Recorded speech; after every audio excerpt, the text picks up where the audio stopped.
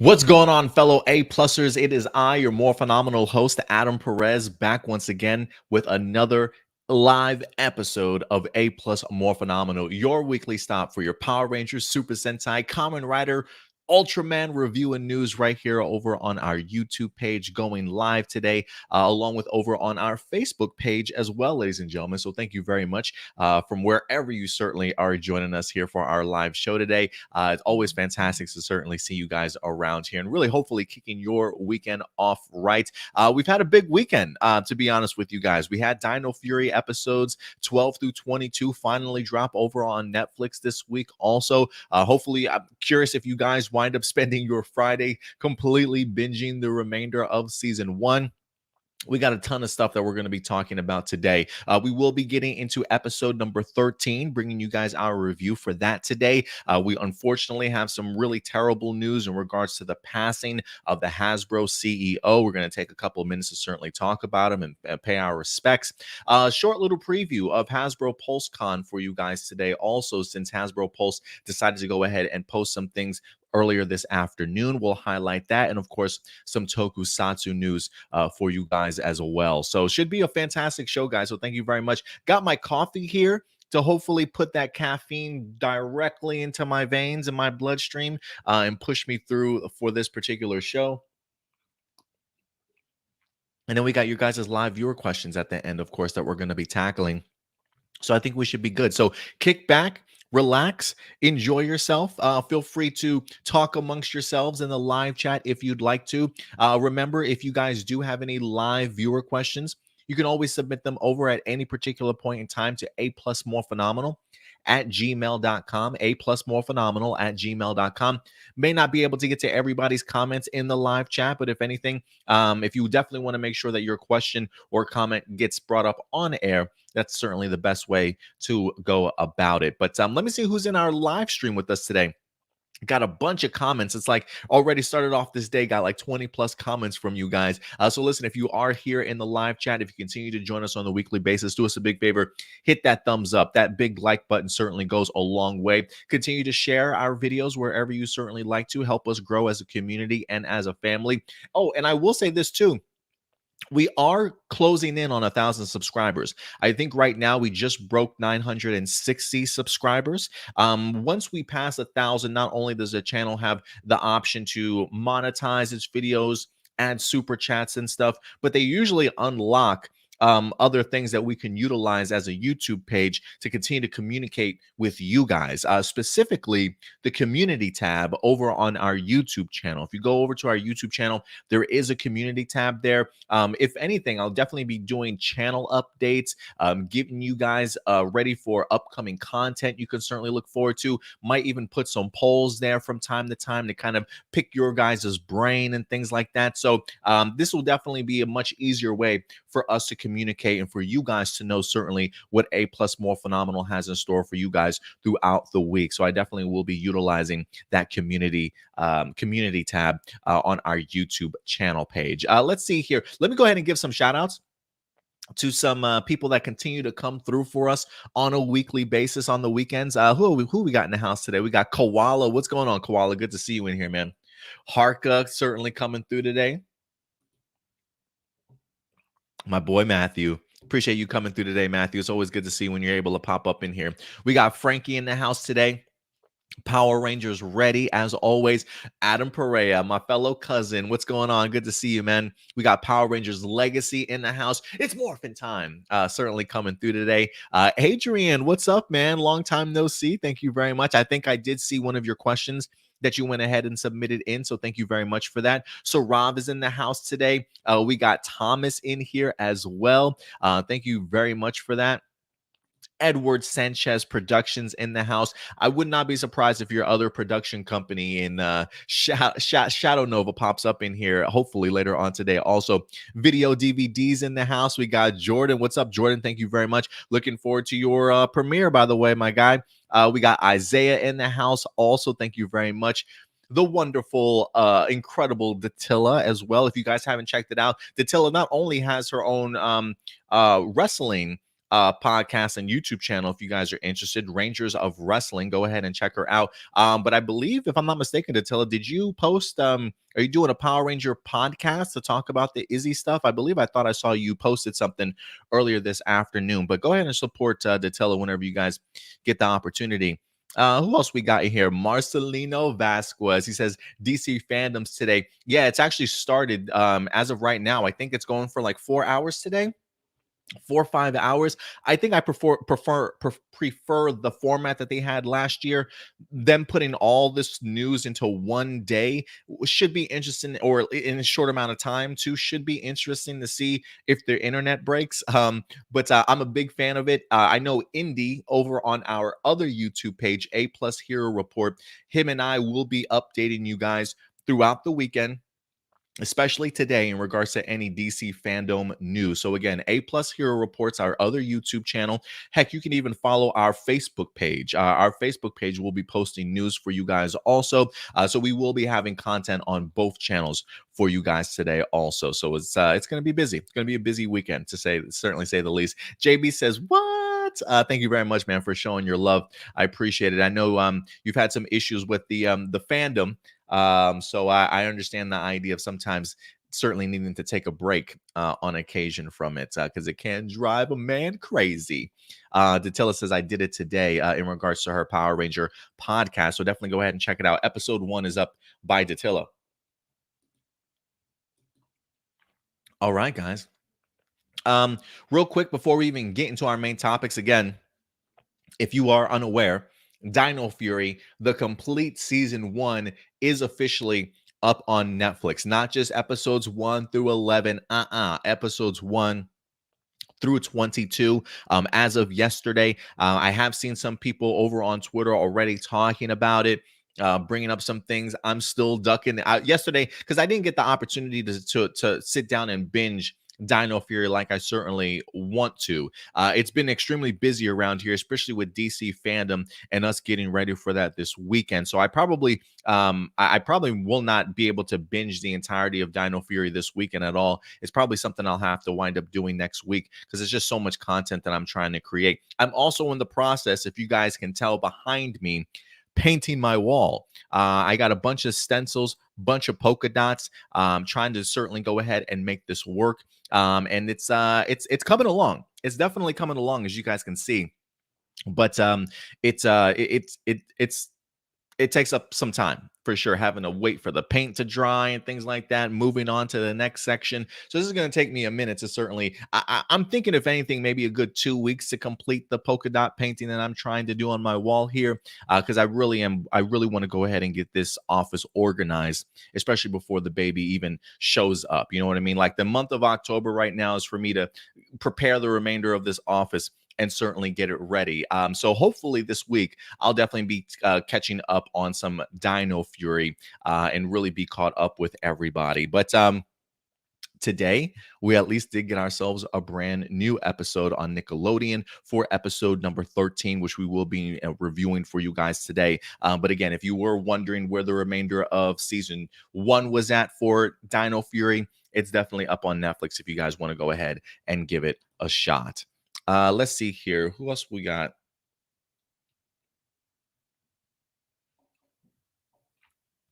Adrian Press says, nice shirt, Adam. Thank you. I'm glad you like it. I don't know if you guys recall this t-shirt. This was actually highlighted. Let me see if I can go ahead and pull this up. This was actually highlighted a couple months ago. We actually talked about this on our channel for Power Ranger apparel. Toku Nation actually wind up bringing this up a couple of months ago. This was from exclusive first look. This was a Power Rangers cosplay from Loot Crate, where they offered 3 different designs from you. Hasbro's Power Rangers and Loot Crate were teaming up to bring more like casual attire, comfortable casual attire. And this was one of the things that they, one of the shirts that they had made available from the 3 options that you can see. I got my order in by August 15th. Because I probably ordered it literally in June. When was the story? This story dropped June 9th. I actually went ahead and ordered it. And believe it or not, guys, the reason why I'm rocking this shirt today, I actually just got it like last week. Talk about like late delivery. It's just like 4 months late. June, July, August, September, October. Yeah, October. 4 months it took to certainly get this shirt. I love it. It's super comfortable. Repping the Red Ranger all day, every day. But I gotta say, yeah, it definitely took a while for it to certainly get here. But thank you very much for the compliment, Adrian. I appreciate it. All right, guys. Other than that, let's start getting into our week's topics. We got a ton that we're going to be breaking down for you guys today. Just wanted to give you guys some channel updates and stuff. But guys, let's get into this Dino Fury review because we're going to be tackling episode number 13 for you guys today, titled The Matchmaker. Now, remember, guys, before we get into this, these are just simply my A+ opinions. At the end of the day, though, I want to go ahead and know yours. So let your thoughts be known in the live chat or the comment section box below. And we'll definitely go ahead and get to your guys' comments after I go ahead and break this episode down. We got Blossom in the house. Also, thank you very much for coming through. And Jared as well. So thank you very much, guys, as always. But episode 13 of Dino Fury, The Matchmaker, I think is one that we were really anticipating for quite some time, ever since we wind up getting the episode descriptions a while back. I remember even Simon Bennett mentioning the idea that for him, episode 13 this season was certainly one of his favorites. And after watching the episode itself, I definitely agree with him. Datilla says, I have to say, as a woman, when I have a crush on someone, I do what Izzy does. Izzy did. I do my makeup, my hair, and wear my nice perfume. And that's something that definitely Javi picked up on also. The idea that, listen, somebody's got you in a good mood. You're feeling pretty confident, right? You want to impress a little bit. Maybe you take an additional shower, people, right? Get your hygiene in check. Do your hair, start smelling nice, right? Trying to grab somebody's eye, somebody's attention. And it definitely worked in here, to certainly say the least. But clearly, Javi, being the brother in here, clearly is just missing and misreading all the signs, if you will. So I thought it was pretty interesting. But for me, I really enjoyed this episode. I truly did. I thought it had a little bit of everything. Some great original footage in here for sure. Some great humor that actually had me chuckling and laughing from time to time. Some fantastic sort of like awkward cringe moments that are meant to be like funny. I thought actually were pulled off extremely well in here. I really do enjoy Tessa Rao as an actor. I remember recalling her sizzle reel when she was announced as an actor in Dino Fury. I remember going back and doing some research on her, seeing some of the stuff that she's done, and she does have great sort of comedic timing, putting herself in really awkward positions and trying to like fumble through things. So I almost felt like this was right up Tessa Rao's alley in regards to just performance. Like just seeing our Adrian in this episode, like pulling out the gigantic scroll of a poem and things like that, and just the awkwardness that Izzy was certainly feeling, being in public with all those people, trying to figure out what's going on, trying to get Adrian to stop and things like that. I love the comedic timing and just the facial expressions that Tessa Rao certainly brings to the game. So I thought she did a really great job in here as Izzy. And honestly, I really thought that they handled this episode extremely well. I truly did. It is one of those things where I love the fact that they truly do not make that big of a deal out of the situation that we find Izzy and Fern in at the end of this episode, right? Like this episode one it tends to be like a gigantic sort of misunderstanding, but then when people do finally realize the truth that Izzy's energy is completely towards somebody else, I love the fact that you got somebody like a hobby that's just like, hey, have fun, sis. Even the idea of seeing like the other Rangers, Ollie waving goodbye, Amelia just like pleased at the amount of cuteness that she sees between Izzy and Fern, right? Zato just kind of smiling. I love the fact that it came across so casually, in the sense of like them really not making that big of a deal about it amongst everybody else. Like, oh my God, can you believe that? I had no idea. Why didn't she tell me? Yada, yada, yada. It was just a case of like, hey, my sister's happy. Izzy's happy. case closed. You know what I mean? We found out who she truly cares about, and we're not going to make a big deal out of it. It's absolutely normal and just absolutely fine. And I thought they did a fantastic job in regards to that. I don't know what you're talking about, James. He says they did make a big out of the situation. It was heavily forced. I honestly didn't feel like it was heavily forced at all. The idea here that we've got Izzy, who and Fern, who for the most part are actually relatively quiet. Like they literally don't say anything about their situation or anything like that towards one another, but they do play it up extremely well in regards to maybe some of the expressions that they give towards each other, right? The little smiles, the little awkward moments when we got Javi that kind of comes into play to sit down for them and lunch, right? And then it starts becoming really awkward and they're looking at each other. Like you can tell that there's clearly some sort of energy there between these two characters. And the fact that they don't even really truly bring it up until the very end, I thought was pretty good. Like for me, this was an episode of seeing Javi just sort of continue to fumble over himself or like continue to assume things and just pushing people into directions that they're not even really ready for, right? Like the fact that Javi picks up on some things, I can get it. Like I get the idea of Javi maybe picking up on how his sister's acting differently, right? So he's definitely picking up on the idea that she likes somebody. Unfortunately, he just picks the wrong person. And the fact that Javi still goes up to Adrian in this episode, talks to him about his sister, but then is all of a sudden like, even when Adrian mentions to him, well, I haven't really thought about Izzy in that way before. Like Javi clearly was not listening to this man whatsoever. Like having clearly his own intentions, wanting to go ahead and force this relationship between Adrian and Izzy, and not really even listening to Adrian in the first place, who doesn't even seem to be that interested in Izzy outside of the fact that, listen, we're casual friends, we work out together. He even mentions the idea that it's like, hey, at the end of the day, we don't really hang out outside of our training. This is how I know Izzy is from based off of what we do. So I thought it was really just comes down to the idea of Javi in this episode, really making him a bigger fool out of himself, I think, than even really putting emphasis on the Izzy and Fern stuff that we wind up getting. But for me, I can easily see it between Izzy and Fern. Like the idea that Amelia, or I should say, was it Javi that asks the group in the beginning of the episode, I thought that they were rivals when we first started this out. And I think that certainly says something in regards to maybe why Fern and Izzy do work together. Listen, two competitive people, right?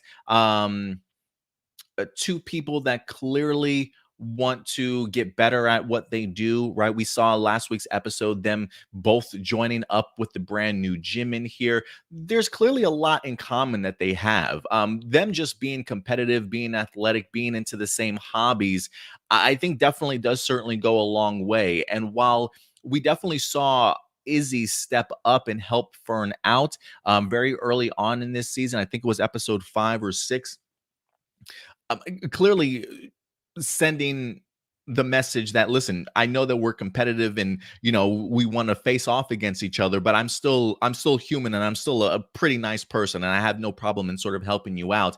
I can easily see that sort of growing their bond a little bit, getting the opportunity to see Izzy step up in the previous episode to become everybody's new trainer, and to see them continue that storyline in this episode of Izzy now stepping up to be the trainer for everybody else.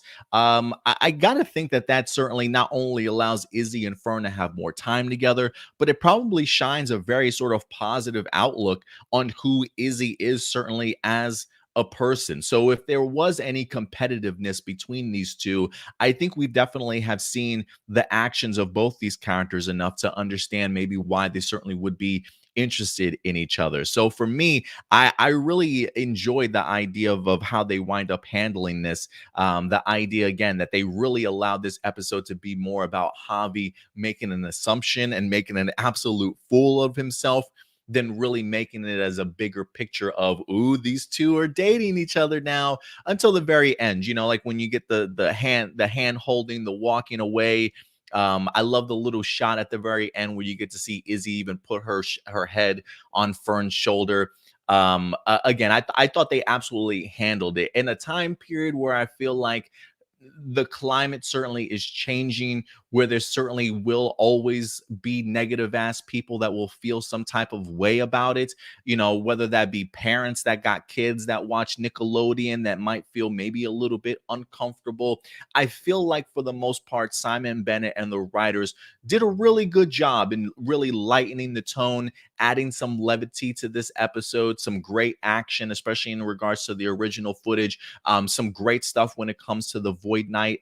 Also at the very end, I thought they really handled it well to not necessarily push it in your face, or make it like a big sort of social issue, in a sense that they're just really letting Izzy sort of live her life, and everybody else that supports her and is there for her just casually accepting everything instead of making a big deal about it. And I think that's certainly a fantastic way for it to certainly go. So listen, you can feel any type of way that you certainly want to. But when we are talking about the idea of Dino Fury truly being a season of first, and we don't really even know where the Power Ranger franchise is certainly going to go from here. This is a great season in order to do things that I think fans have always been wanting to see for a very long time, in order, whether that be representation or just first in other ways too. I think this is the time to go ahead and pull this trigger based off of a lot of the uncertainty as to what we certainly might get after Dino Fury, right? We may not get opportunities like this today, this again. So I really enjoyed it, and I thought they handled this episode really, really well, honestly. Um, let's see here. A couple of technical aspects about this episode I really loved. I love the original fog footage that they wind up using. I thought the idea of them being able to blend that along with the Sentai footage that they showcase actually worked out really well in here. And I even had some great moments for mucus in this episode too. I thought this episode for me, because of the fact that we've been doing like not honorable mentions, but we've been doing like awards, if you will, for Dino Fury this season. We did some nominees, if you will, for the first half of season one, and we're definitely going to have some nominees for the second half of season one. This episode had quite a few nominees already added to it, whether that be a morphine sequence, I think, is up there. Best mucus moment is a moment that comes out of this episode, and a best void moment, I think, comes out of this episode to be added to the nominees of the list. Like for me, when it comes to the technical aspect, getting an opportunity to be getting the opportunity to see how they did the Void Knight scene where he throws the shield into mucus and like cuts him in half. I thought that looked really well. Even the idea of seeing Slither fall down next to the pile of goo that mucus is, and the shot sort of pulls out a little bit as mucus begins to reform. And I don't know if it looks like it's a very quick edit. I don't know if that's an edit or just special effects or a combination of the two, but getting the opportunity to see mucus reform back into his physical form, I thought actually looked really great on screen. So I don't know how they pulled that shot off, but it really worked well for me. But I just love the big sort of presentation that Slither and Mucus give Void Knight at the end, thinking that they've got the Sporex taken from the Dino Charge, from the Dino Fury Rangers, and getting just to see Void Knight's displeasure in being joked around like that sort of thing. Even Void Knight in here clearly doesn't like to be mocked, not amazed by what Slither wind up doing. I was not expecting him to certainly take off his helmet as soon as he certainly did. You know what I mean? I was hoping, I don't want to say I was hoping, but I guess a part of me was expecting that's certainly going to be a mystery that's certainly pushed a little bit further down the road. But clearly they have intentions for Void Knight. Moments like this, just rethinking about how Real Soldier handled Void Knight, getting to see his unfortunate demise very early on in this series, in that Real Soldier series, does make me curious as to where Void Knight's character goes after season 2. Is there even a Void Knight after season 2? Or is there a new villain? The fact that we've gotten his face reveal in here makes me think that we probably will be having some pretty big Void Knight moments before the end of season 1. So I'm definitely here for it. I do like the idea, like if we are going to show his face, I'm glad that it's not somebody that we've seen already in the show. That this certainly seems to be like a new character, a new person, if you will. So if anything, I would be curious to see his further relation to anybody else if that eventually happens, right? People have been theorizing maybe this is Amelia's father or whatever the case may be. We'll see if that theory certainly holds true by the end of this season or season 2. But I am at least I really at least appreciate the idea that Void Knight isn't somebody that we've certainly have seen already. So I do love that newness in that sense. Quick honorable mention. Two quick honorable mentions in here. Blazing Dino key winds up popping back up in here. We just saw it utilized by Amelia in episode number 11, if I'm not mistaken, the haunted house episode that we saw. But this episode, it returns, and this time Zato's the one utilizing it this time around. So I thought it was pretty cool to see Zato utilizing the Blazing Dino key. And then I gotta say, I am curious as to why they had our Power Rangers wearing disguises in this episode. You know, we get the great bargain between Slither and our Rangers here. Adrian for the Sporex, if you will. And we see the Black Ranger go down there with the Sporex. And for some reason, the rest of the Rangers are like, we should wear disguises so that they don't know who we are. And I'm assuming it's the case of maybe they just didn't want Adrian to know that they were Power Rangers. But I guess for me, the question that I have is if Javi's teleporting down there as the Black Ranger, you guys can't just teleport down there as the Rangers? Like in your like in your costumes already, sort of thing, right? Like nobody's gonna know it's you underneath the costumes. So why not just teleport right down there immediately when you're ready instead of like disguising yourself and looking a fool? Because like, why did they have my boy Zato looking like Mrs. Doubtfire in this episode? Like, I mean, he had the whole mask on, he had the big suit on. Homeboy's rocking the socks and the flip flops, not the flip flop, but the like the house slippers. I'm just thinking, like, why did they got Zato looking like Mrs. Doubtfire in this episode for no good reason? Definitely made it hilarious to me, and I think it even made it even better at the fact that they allowed it to be a pretty long roll call sort of morphing sequence also. So they definitely tried to make it a big deal, but it did make me laugh. I didn't see the point of having to disguise themselves when they could have just went down there as Rangers in the first place. But I'll give it to them. I'll definitely go ahead and give it to them. It did make me chuckle and make me laugh, regardless of how pointless it seemed to be. But I did enjoy what I wind up seeing. But overall, I thought this episode was handled pretty well. I was actually a really big fan of it. Getting to see Javi stick his mouth in stick his foot in his mouth, Mr. Oblivious over here, if you will.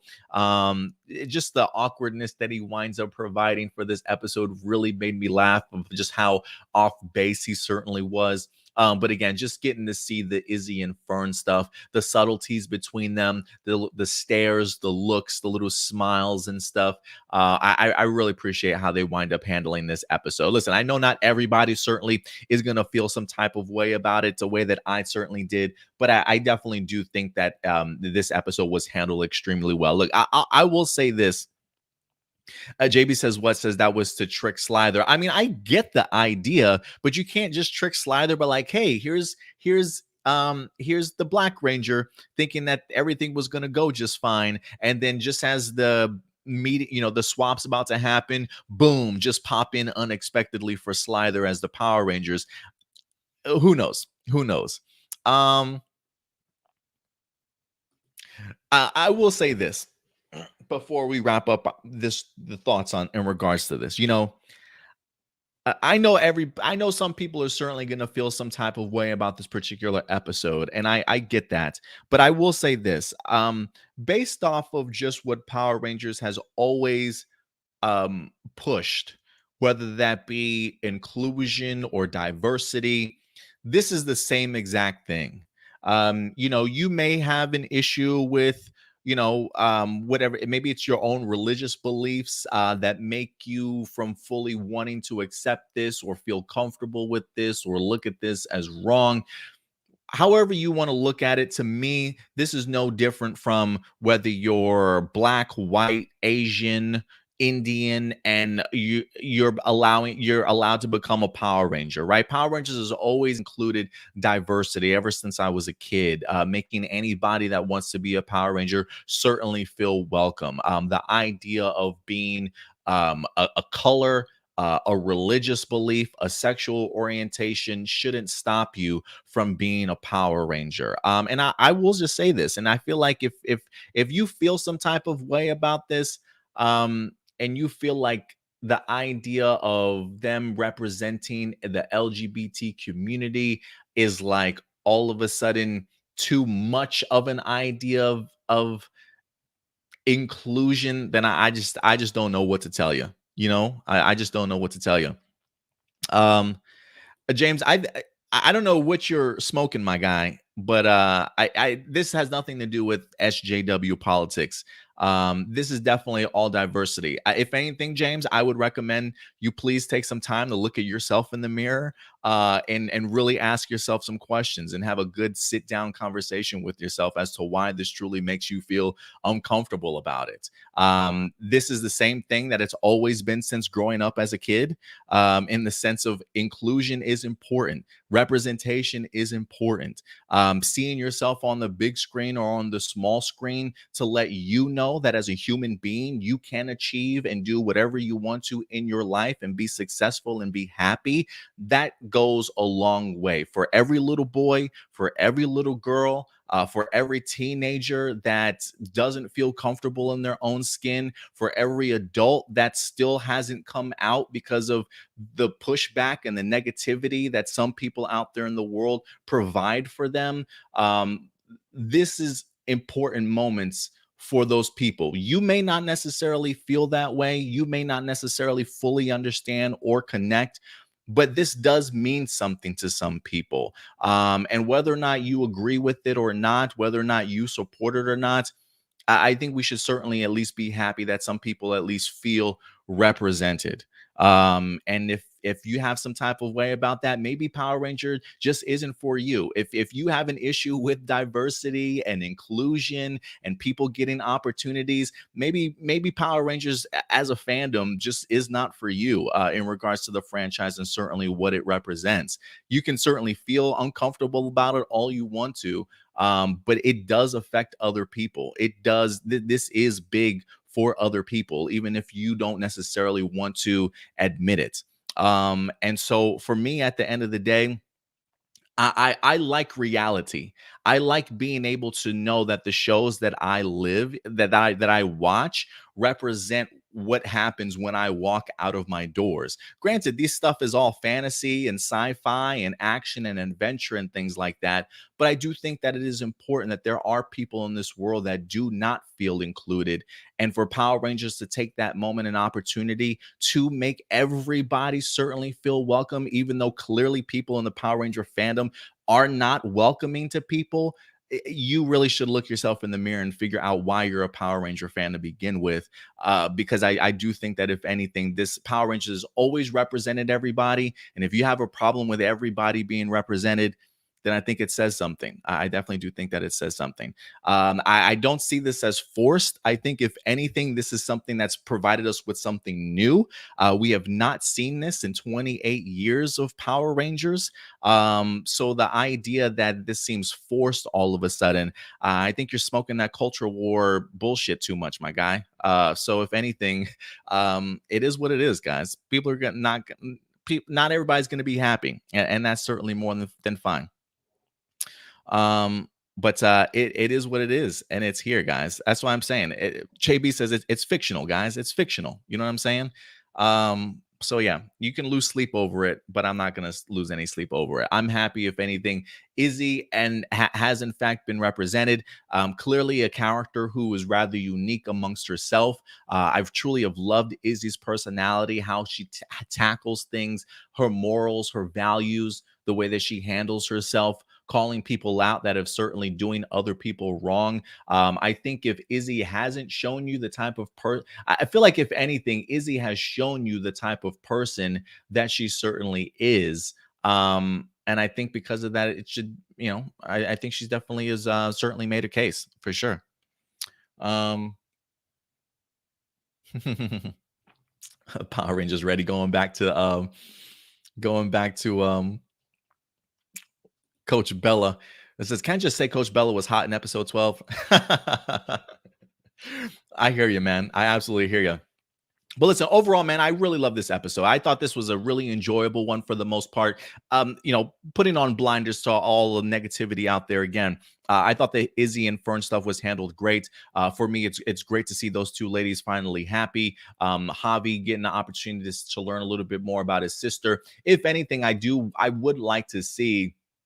I would be curious to see if Fern and Izzy get any more showcase in this season as it progresses. I think they've done a really good job of at least establishing some supporting characters like Adrian and things like that. Whether or not they continue to utilize them for the remainder of the season, I hope they do, because I do like the inclusion of Adrian and Fern in here, and the fact that they are really continuing along with the storylines that they're setting up very early on in this season. But yeah, man, diversity, inclusion, representation, it's certainly all important. And for those of you who certainly do support it, listen, I know it's not going to make everybody happy. Clearly, some people are going to be uncomfortable about it, but it is what it is. That's just life.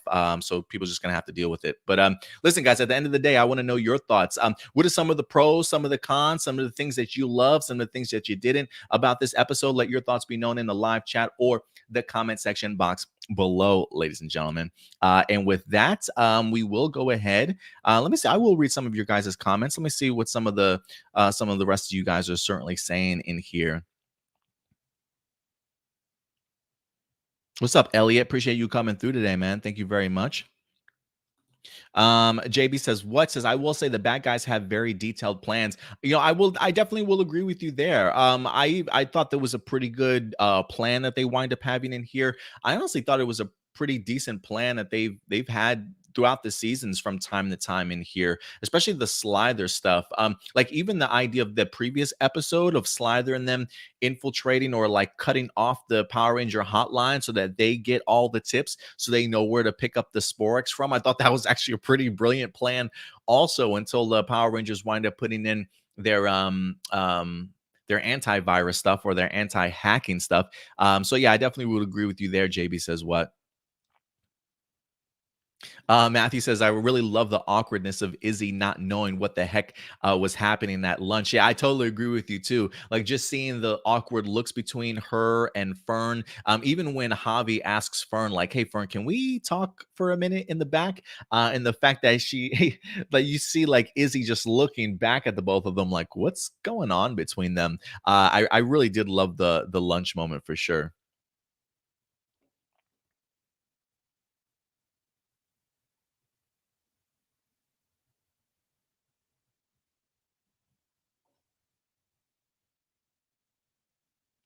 Power Rangers Legacy says Izzy coming out didn't feel forced at all. It felt natural. You can tell the cast weren't acting when they were smiling at Izzy and Fern walking away together. It felt really real to me. Yeah, and for me, well, I don't necessarily look. I will say this. I don't necessarily know. Did it feel really real to me? Is what I'm trying to figure out. I mean, granted, everybody's situation is certainly different, right? The idea of coming out can be easy for some people, or at least if you've got a good support system around you, right? People that really don't care about that type of stuff, that would easily just kind of support you along the way. Considering the fact that they are Izzy's friends, then yeah, it definitely felt like that would certainly be their natural natural reaction to finding that out about Izzy. But trust me, there are definitely some other people in the world that don't act that way when they do find out something. But I did feel that it was pretty natural. You know, James does say, he says, but Adam, this is a kid show. We're talking about a kid show here, not an adult show. This move seems like it was done for the feminists on Twitter who keep asking for this to be in the show. You know, for me, I will say, while I get the idea that it is a kid show, I think that's the point of why I love this episode, because of the fact that it being a kid show, the only inclination that we have that there is something going on between the two of them is truly like the hand holding, which is like the last 2 minutes of this episode. So the fact that they're not out here hugging each other, kissing each other, being in some corner making out and getting caught sort of thing, right? If hand holding is that big of an issue for a kid, then maybe we should rethink some things here, guys. Like, I think the fact that it was a kid show makes me appreciate how they handled this idea. The fact that it is more an episode of Javi making an assumption and being wrong about his assumption, seeing the subtle hints here and there between Izzy and Fern without coming outright and clearly saying it or expressing their feelings immediately or all episode long. It's not like they're tonguing each other down, talking sweet nothings in each other's ear, cuddling next to each other, right? I mean, we literally see them interacting in the middle of training, sitting together, not even holding hands or gossiping or being super close or all lovey-dovey and big, heart eyes sort of thing. It literally all simply comes down to the idea of Izzy revealing at the end of this episode the person that she cares about, and that's simply in the case of holding somebody's hand. If that's not appropriate for a kid show, I don't know what it is, in the sense that, listen, you can care about anybody that you certainly want to. Holding somebody's hand, being close to somebody, appreciating somebody for who they certainly are. I think all of that certainly is showcased in here in a very kid-friendly sort of manner of being able, just if you are going to put that out in the world for a kid show, this was handled as kid-like gloves as you could possibly ask for, and in a very positive manner. So for me, I think they handled it perfectly, and I think that's one of the reasons about why I love this episode so much, is in the way in which it was absolutely handled, because it could have been handled completely differently and a lot more awkwardly. But I thought they did a pretty good job. Power Ranger Legacy says the dude Adrian was a really good actor. Yeah, I really did enjoy him, especially when he's portraying Slither as himself. I always do have a good time of seeing actors that we see them portrayed as one way, and then we get another episode that's like a body swap or whatever, and you're asking that actor to perform in a different light or perform in a different manner. For me, it always shows an actor's range and what they're capable of doing. So I thought that was pretty cool. Like, the actor Adrian handled that moment a lot better than I think the creepy guy at the training session that was eavesdropping on Adrian, and then when he's like using his resistance bands, and you just see the big old grin on his face. Like, I was like, what is this guy grinning about? And then you're like, oh, that's Slither. But super creepy grin, man. Super, super creepy. Datilla says, I like when Zato dressed up as that old lady. He rocked that costume. Yeah, Mrs. Doubtfire over there. Big fan of it. Big fan of it.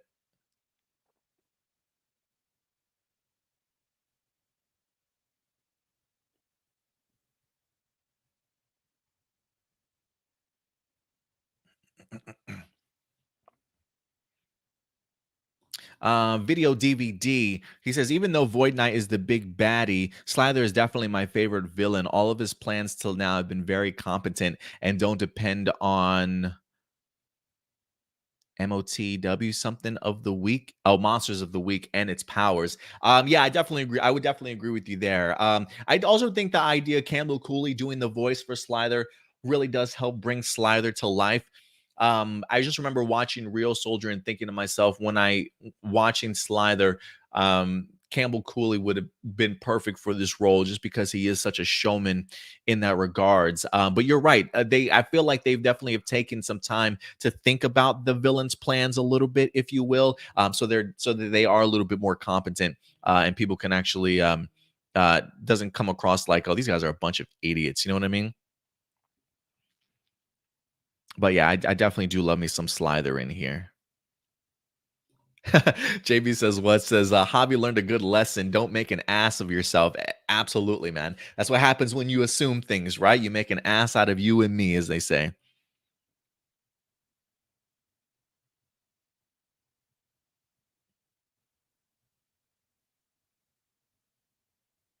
Matthew says, I really like the subtlety of Izzy and Fern. Somehow it made it feel all the better. And I agree. I think that subtlety really does go a long way in trying to execute this episode, right?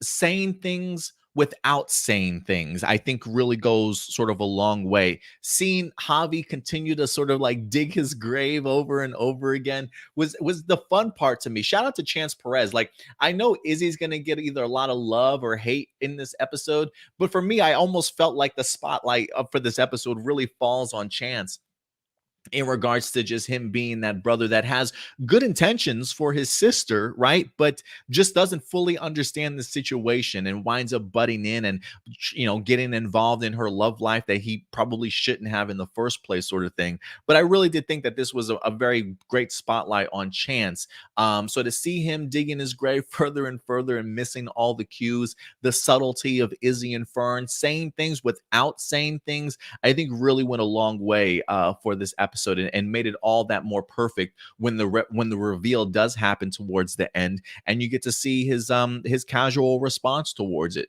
loving his sister for who his sister is and not making a big deal out of it.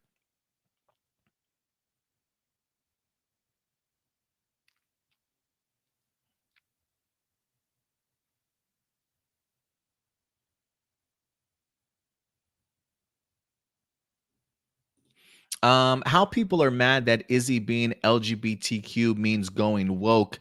Izzy is still a new character. She's a blank slate. It's not like making Tommy or Jason gay because they are already established as characters. Absolutely. And I think, if anything, Izzy has come into this scene, into this series, truly being her own unique character. Unlike anything that we've seen in Power Rangers, in a sense that, look, she's got some attitude to her.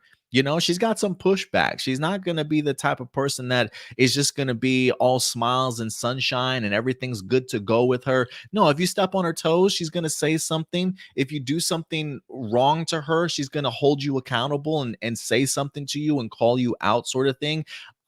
So yeah, you're absolutely right, Marcelino, in that sense that this is a very unique and new character, still very much a blank slate that we're learning about her as a character. And the fact that she is a new character in here, means that her personality can be significantly different from anybody else that we've seen in Power Rangers. Not everybody is certainly the same. So it's not like Marcelino says, it's not like they're already established characters and then all of a sudden revealing that they're gay or bisexual. This is a character that we've just been introduced to, a completely original character in that sense.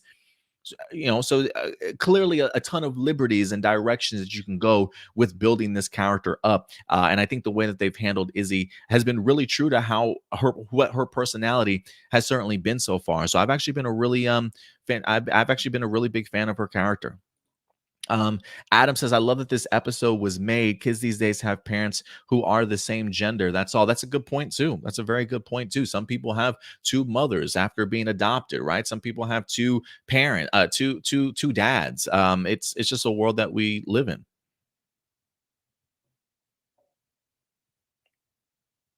Datilla says, "Do you think Fern will discover Izzy as the Green Ranger?" I kind of hope so. I kind of hope so. It would be pretty cool to have a significant other that knows what you do.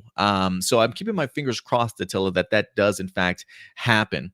Adam Perea says, Void Knight taking off his helmet gave me chills. It did to me too. I was not expecting that. Like, I remember getting ready for the previews or getting ready for the spoilers to drop, And this was one of the things that was spoiled for me was Void Knight's helmet off. I had gotten the opportunity to see his face already, but I didn't know that it came this early, episode 13. But I absolutely loved it. He says it reminds me of Anton Mercer and Dino Thunder, who revealed himself to be Mesogog. Yeah, I definitely see those similarities for sure.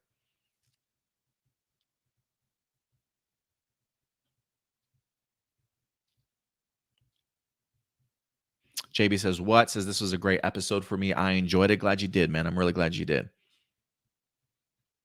Escaroma says, hi, I liked episode 13 and 12 connects with Izzy. Yeah, this definitely feels like a two-parter episode for sure. Like I honestly feel like Izzy clearly has an arc throughout this season. Like this, while I say that this is feels like a part two, hell, this could be a part three to Izzy's arc, right? Like if you go back to the Sarah Dalton episode where we had the Special Olympics competitor on there helping train Izzy for her particular meeting. That's the first opportunity we get to see Fern and sort of their interactions and things like that. So this does feel very much almost like a part two or part three for me in regards to her story.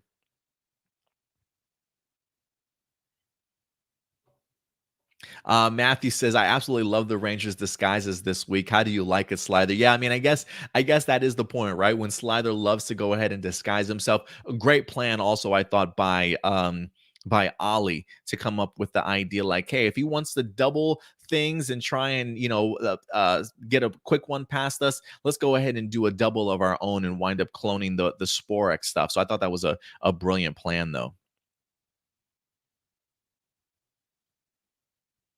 Yeah, I definitely agree with you, Power Rangers Legacy. That fog instant morph looks so cool. Definitely helps smoothly transition to the Sentai footage. Yeah, I appreciate the fact that they went that route of doing original footage sort of in fog and then transitioning it into Super Sentai. I thought they handled it really well.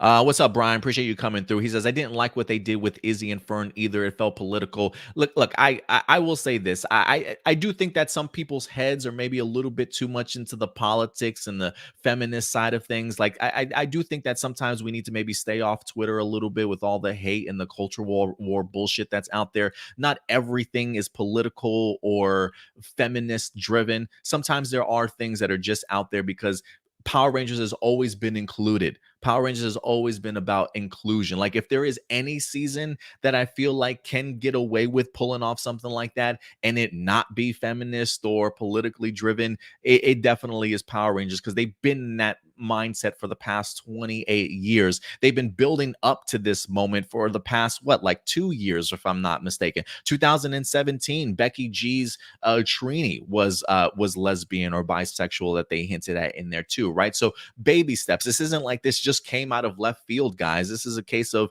are we paying attention or not? So let I will don't let the negative rhetoric fool you. Okay. It's not always about politics or feminism. Sometimes it is just about making other people finally feel included in a space that necessarily hasn't made everybody feel included. So don't let certain words put fear into your mind because that's what a lot of that is, unfortunately.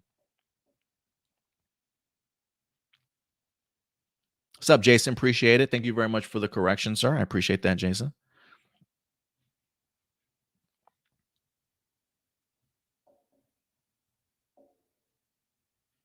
Matthew says, great that we finally see Void Knight's real face, though still a big mystery behind him. Yeah, I definitely want to know a little bit more about him. I'm hoping that I'm sure we probably will get more revelations. But I thought at least getting an opportunity to see his face was a great way into that direction.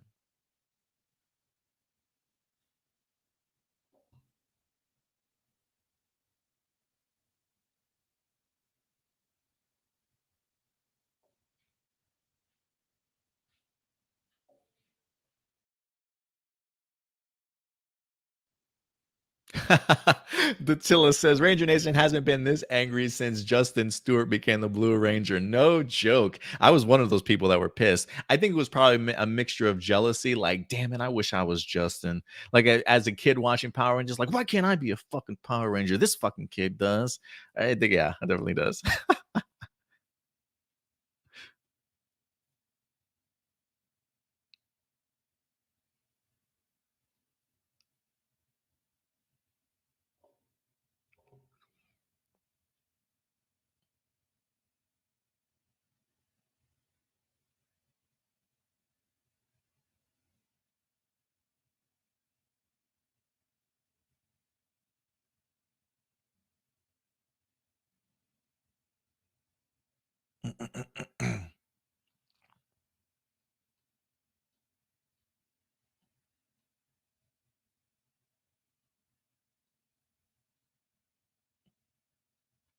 I'm trying to see what other comments we got here.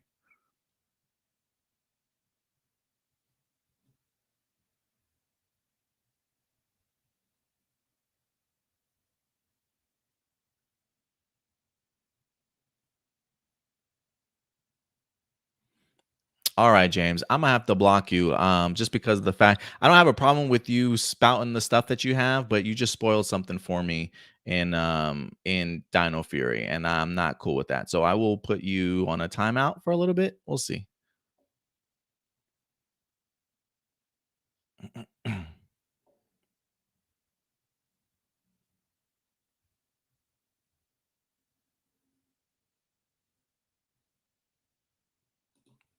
DHR2, what's up, man? Appreciate you coming through. He says, not gonna lie, at first I was not liking the idea that she was the official LGBTQ ranger, but after watching it a while back during the international spoils, I gave it a 4 or 5 for now. I agree. And I always thought that if anything, DHR, I always felt, especially after watching this episode, I thought to myself, well, damn, if there are some people that are gonna feel uncomfortable or a certain type of way about this particular topic, or this particular episode, I honestly thought maybe the actual episode itself, after watching it, I just thought to myself, well, I feel like they probably like, pulled some punches, did a lot more subtly than the idea of sort of punching you in the face with it.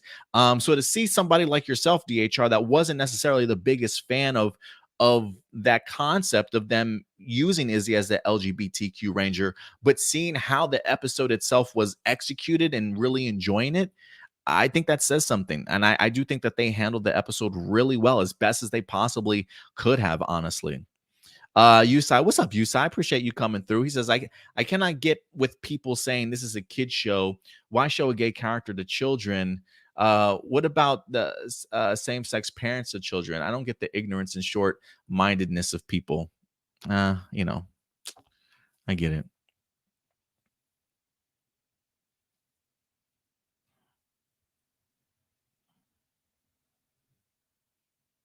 Sarav, what's up, Sarav? He says, although I would say that it feels a little odd since we didn't see their relationship develop in front of us much.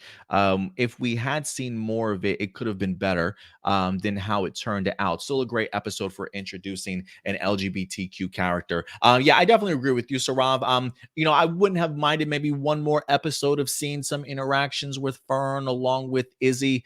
Again, a part of me, instead of looking this as a two-parter, a part of me does kind of look at this as sort of as like a three-parter, just going all the way back to the previous episode of when they actually had the race itself. But I think the idea of having the race, seeing her competitive side, but also coming out and helping Fern get through it, on top of seeing Izzy's values and morals and how she wind up handling the situation she was in the previous episode, combined with this episode, it definitely makes it easier to understand a little bit more. But again, I would agree in the sense that I wouldn't have minded maybe one more episode for it also.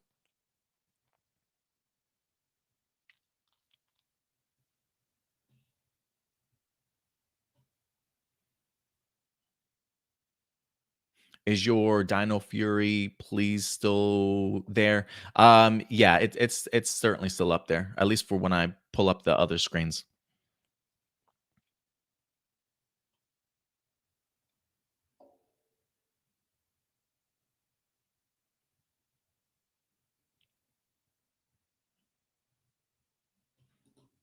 Hey, no problem, Brian. I appreciate it. Listen, listen, I have no problem with people having a completely different mindset or, thought process in regards to it. I don't mind referencing those things, talking about them, because I do think it's important conversations to certainly have.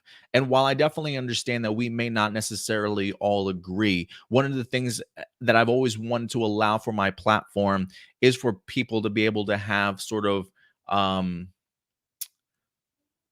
just, I don't want to say necessarily polite discussion, but respectful discussion. Sometimes these can be awkward conversations, hard conversations to have.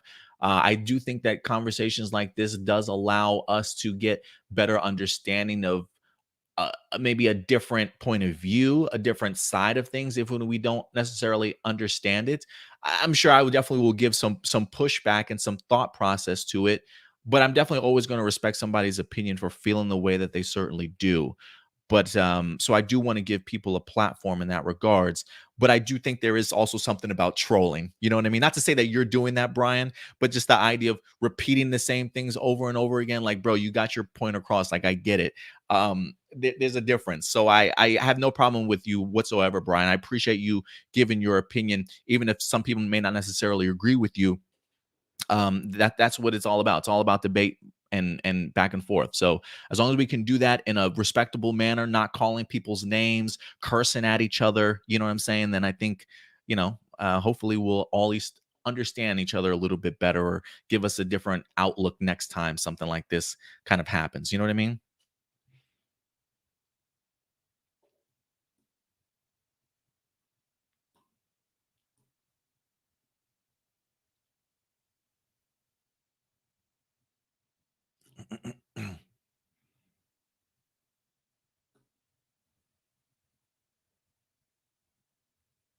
Usai says, anyway, back to positivity. This episode rocked. We rarely get character development since Saban took the series back. Hasbro's kicking ass. Yeah, I definitely agree with you, Usai. I have enjoyed the development that we've gotten from a lot of these characters so far.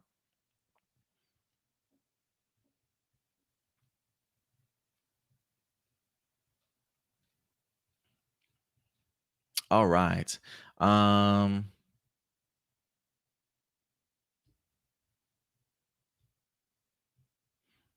Yeah, no problem, Brian. Not a problem at all. I will just say, Thomas, no need to name call here, because I trust me, I have no problem banning people. It's all about, granted, we may think differently, but once it starts getting to the name calling and stuff, then we got some problems. So yeah, just treat each other respectfully, at least, even if you don't necessarily agree with them. All right, guys. With that out of the way, if anything, if you guys do have any more comments, maybe we'll get to them towards the end of the episode. But we do have a couple more topics that we're going to be breaking down and discussing for you guys, because there is more Power Ranger stuff out there. I do want to say this real quick. I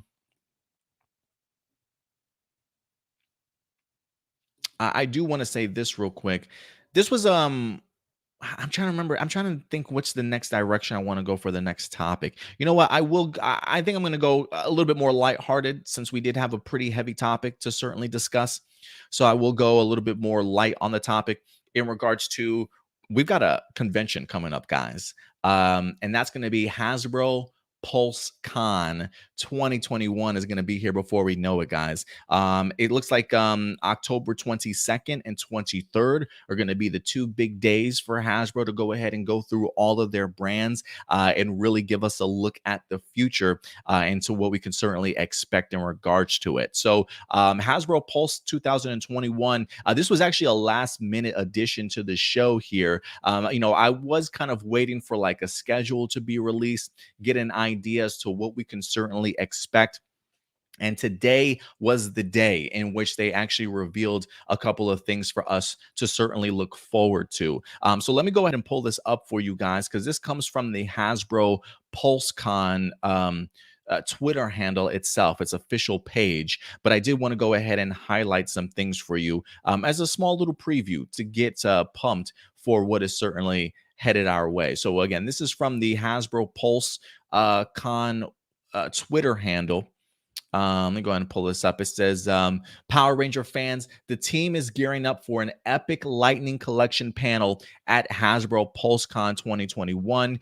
Join us.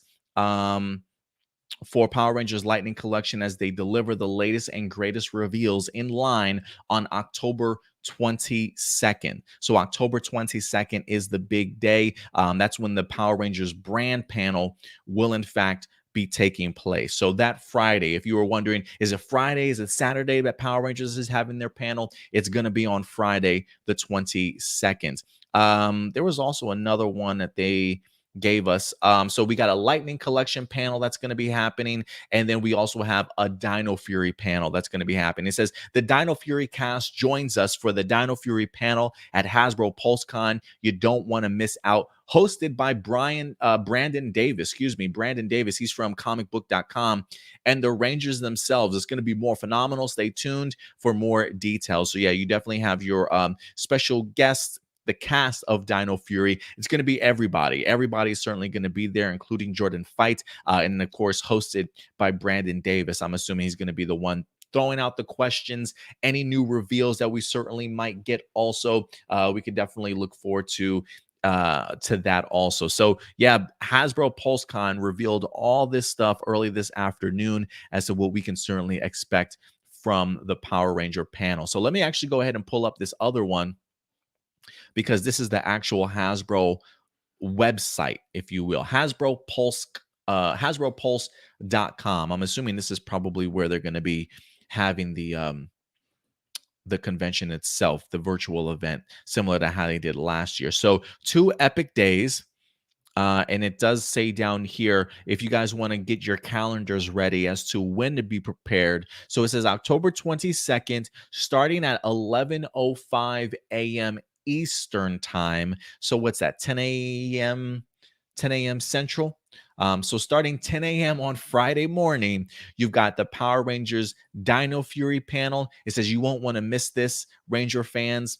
It's packed full of exclusive content, news, and reveals brought to you by the Dino Fury Rangers themselves, joined by some very special guests. Tune in for all the latest from the second half.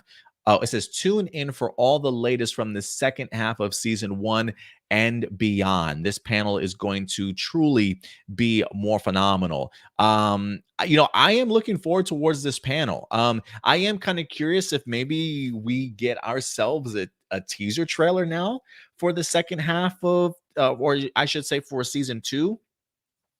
If anything, I would assume maybe some more Netflix talk of Dino Fury 2 Netflix officially for season 2. Maybe there is some reveals like, hey, part 1's going to be dropping this day. That's what I would really love to see, is more confirmation of when season 2 is going to happen, confirming again the move about it moving over to Netflix, and then maybe a teaser trailer. I think that would be pretty cool, and maybe even another look. I mean, the only reason why I say a teaser trailer for season 2 is if you have officially dropped all your episodes for Netflix season 1, technically the week prior, that really has given a lot of people opportunity to sit down and watch the show. So maybe they have something to look forward to. I do expect a trailer of some sort, whether that's going to be a trailer of what's still to come for this first season or a trailer in regards to season 2. We'll definitely have to see, but it looks like it's going to be a pretty stacked Dino Fury panel. That's the panel to kick things off. So 11:05 a.m. Eastern time, guys. Go ahead and mark your calendars for October 22nd. That's going to be 20 minutes long. And then after that, it's going to go directly into the Power Rangers product panel, which will begin at 11:25 a.m. Eastern time on October 22nd. This is Power Rangers product line. It says, celebrate more phenomenal announcements in the Power Rangers universe. Join members of the Hasbro Power Ranger team as they access the morphing grid to bring fans news around the expanding Lightning Collection product line, as well as other special product drops. So it does say celebrate more phenomenal announcements in the Power Ranger universe. I think if anything outside of toys, maybe news, any further development about movie news, I do think that it probably will be in this panel, if anything, if I had to assume.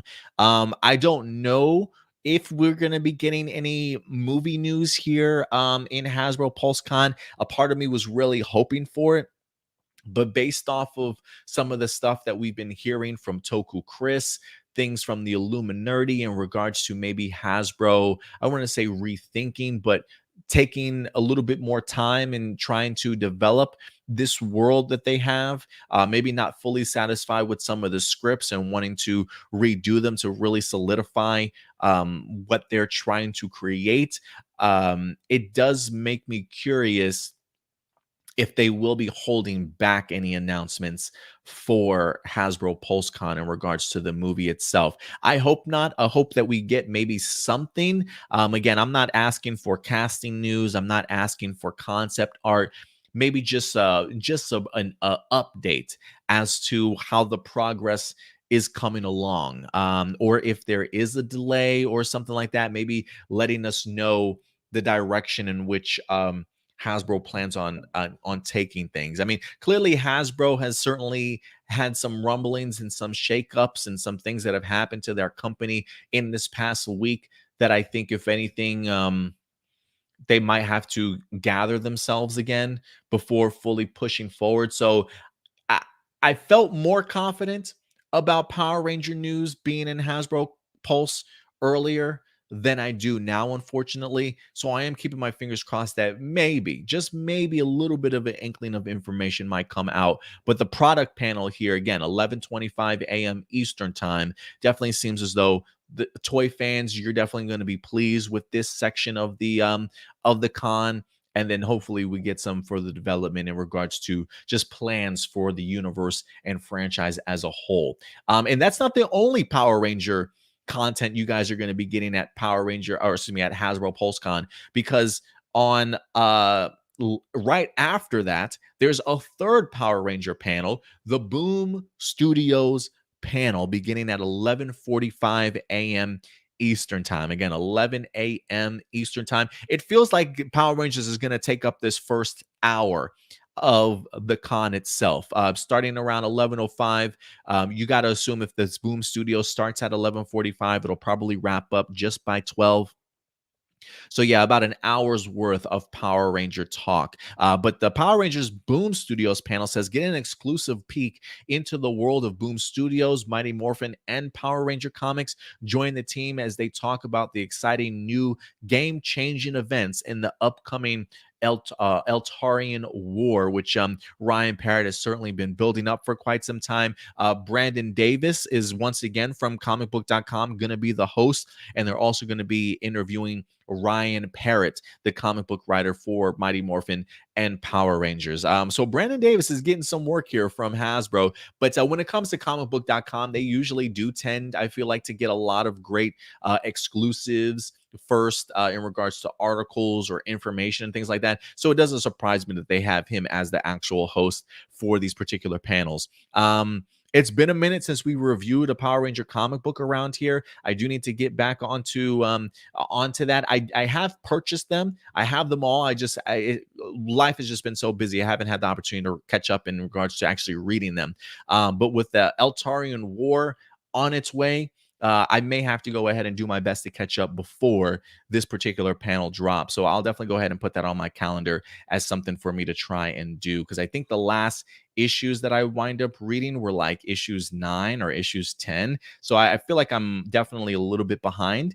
But yeah, guys, Power Rangers PulseCon, or Power Rangers PulseCon, Hasbro PulseCon should be fantastic. And I'm actually appreciate the fact that we're not going to have to wait all day for these panels to actually happen. The fact that they're going to be kicking off first 11 a.m. to 12 p.m. Central Eastern time on October 27th, October 22nd has me as a very happy man. So Dino Fury panel up first, product panel second, Boom Studios panel third, ladies and gentlemen. So with those announcements, now that we have a time, a place, we know what they're going to be talking about, I am curious to know what you guys are really looking forward to the most when it comes to the Hasbro PulseCon. Which panel are you really eyeing and looking forward to the most? And even outside of Power Rangers, if you guys do like some of the other brands that Hasbro is certainly going to be discussing, what other franchises or brands are you a fan of that you're going to be looking forward to? I definitely would love to know your guys' thoughts in regards to that. Power Rangers says, Adam, what's it like no longer waking up early to watch Power Rangers on Sunday? It's a godsend. It's a godsend, definitely.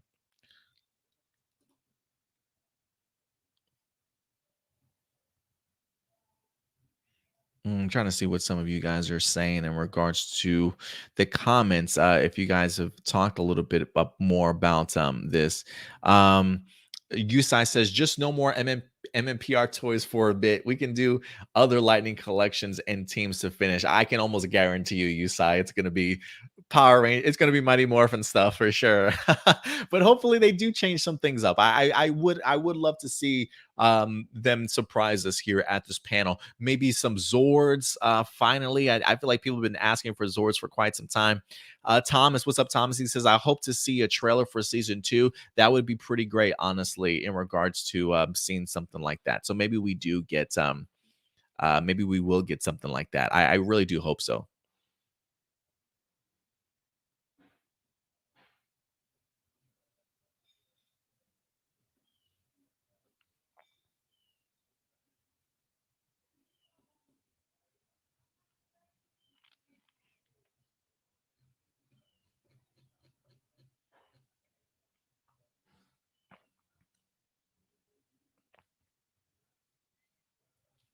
All right, guys. And with that story out of the way, we will go ahead and move on to our next topic, which is a little bit of a sad one, if I can be perfectly honest with you guys.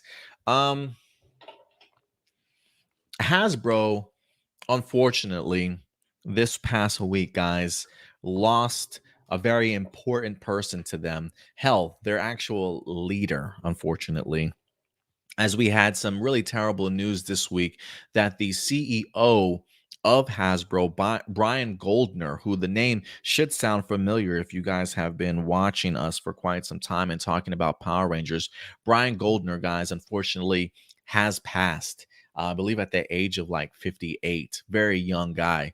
In loving memory of Brian Goldner from 1963 to 2021. You know, um, he passed away. Hasbro went ahead and actually put out a press release this past week, sending their best wishes and condolences to his family, remembering Brian Goldner for certainly who he was as a person. I've never met the guy in my life. I've never met the guy in my life. The closest interaction I've had with Brian Goldner is maybe listening to his voice on the quarter phone calls or conference calls, right? To kind of give us an idea of where Hasbro is certainly going in regards to the franchises that they're tackling, the business aspect of things. So I don't know the guy personally, but I will say a lot of the things that I've heard about Brian Goldner, unbelievable stuff as just a human being, as a person. He apparently did step away a couple of days ago for health reasons, stepping down as CEO of Hasbro to go ahead and focus on his health. So he did take a medical leave of absence. And unfortunately, shortly after that, he did in fact pass. I think he was certainly battling cancer. Cancer is no fucking joke, man. Fuck cancer. But unfortunately, it did catch up to Brian Goldner, but not before this man had the opportunity to truly lay a fantastic groundwork and foundation for Hasbro, and to truly allowing this toy company to expand its horizons and continue to grow, especially in the entertainment field, whether that be movies and television. I had no idea how long Brian had been with the company. I think they said like 2 decades, 20 years maybe, and really just the impact that he wind up having on Hasbro as a whole. And it does make, it does certainly make one wonder, where does the franchise or the brand sort of kind of go from here, when you've got a boss that really sort of sets the groundwork for the types of attitudes, type of mindset in regards to building up a company, right? Certain morals, certain values that you certainly want to bring to a company and stuff. A lot of that changes, and a lot of that is really dependent on who's at the top, and with things changing, I feel like I would not surprise me if Brian Goldner still had at least like a game plan, a guide, a step, a blueprint, if you will, for Hasbro to continue to at least follow even during his passing. So we would be interested. It will be interesting to see how that transition certainly takes place going forward. But Hasbro this week did put out this statement, this little banner on their Twitter page, at least. It says, "It is with profound sadness that we announce the passing of our extraordinary leader and dear friend in Brian Goldner. Brian will be deeply missed by the entire Hasbro family." And again, like I mentioned, guys, while I personally have never met the guy before, I am fascinated to know who he was sort of as a person. And so I will say this: I am expecting, or at least there is a part of me that hopes when we get to Hasbro PulseCon this week, that they might pay some tribute to Brian Goldner, maybe say a few words in regards to him and what he meant for the company itself. But I will even give Hasbro kudos because they did, up on their YouTube page, they already have posted something. So I am going to play this for you. I don't know if I'm going to play the entirety of the thing just because of copyright. I will say this: Hasbro, please don't block me. I'm simply just trying to pay homage and honor to Brian Goldner, and really just allowing others to try and see the impact that he truly did have on Hasbro, and maybe get a better understanding of who Brian Goldner certainly was as a person. So we'll see if Hasbro blocks this or not. But I will play at least some of this for you guys. So here we go. Is there any advice that Al gave you? Yeah. Al always has given me great advice. His best advice, though, was stay away from Hollywood. I don't think I actually abided by that very much. No, he definitely didn't, because he helped Hasbro grow Brian, in Hollywood for from sure. the day I met him, was someone that I believed in another decade or so would be the CEO of the company. Our company together, individuals together, achieving more than any of us could achieve by ourselves. Brian is a visionary, and it is reflected in Saban. the way he has taken Hasbro and transformed it from toy manufacturer into a multimedia company, and the results speak for themselves. I love that shot. I had no idea that they were going to bring Saban in to go ahead and have this talk about Brian Goldner a little bit. I am kind of curious as to when they actually filmed that. If they filmed that with Saban right after his passing or whatever the case may be. I mean, look, Saban and Hasbro are like tied at the hip. They have been certainly for years. But it is important. I love the idea that he refers to Goldner as very much a visionary, right? Because it does take somebody with a very big picture of where you want a company to go in order for it to be rather successful. When I think of, when people mention the thing of like visionary, for some reason, Kevin Feige sort of comes to play. Bob Iger sort of comes to play from Disney, in the sense of really having a great game plan in regards to where you want to take your company and really expanding it and making it become a monumental franchise and brand to really have impact in the world, and continuing to branch out and grow more power and be able to send your message to a lot more places. I think is super powerful stuff from Brian Goldner to have that type of vision. Because you did say when you came on that look at this roadmap we have. And it was a roadmap about experience, storytelling, and about entertainment. Brian certainly was a champion of the. What did he say? Experience. I think that's first off, I think that's a great.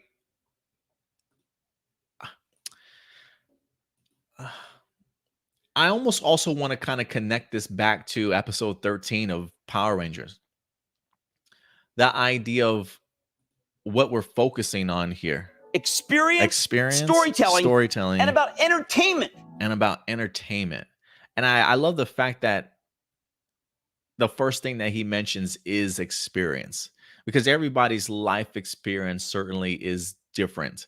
And to be able to bring sort of those different life experiences to the small screen or the big screen, I definitely do think certainly goes a long way, while also finding the importance of storytelling and entertainment and all of that. I think it's a really great blend of being able to tell really compelling stories and entertaining people along the way, but also telling those stories of people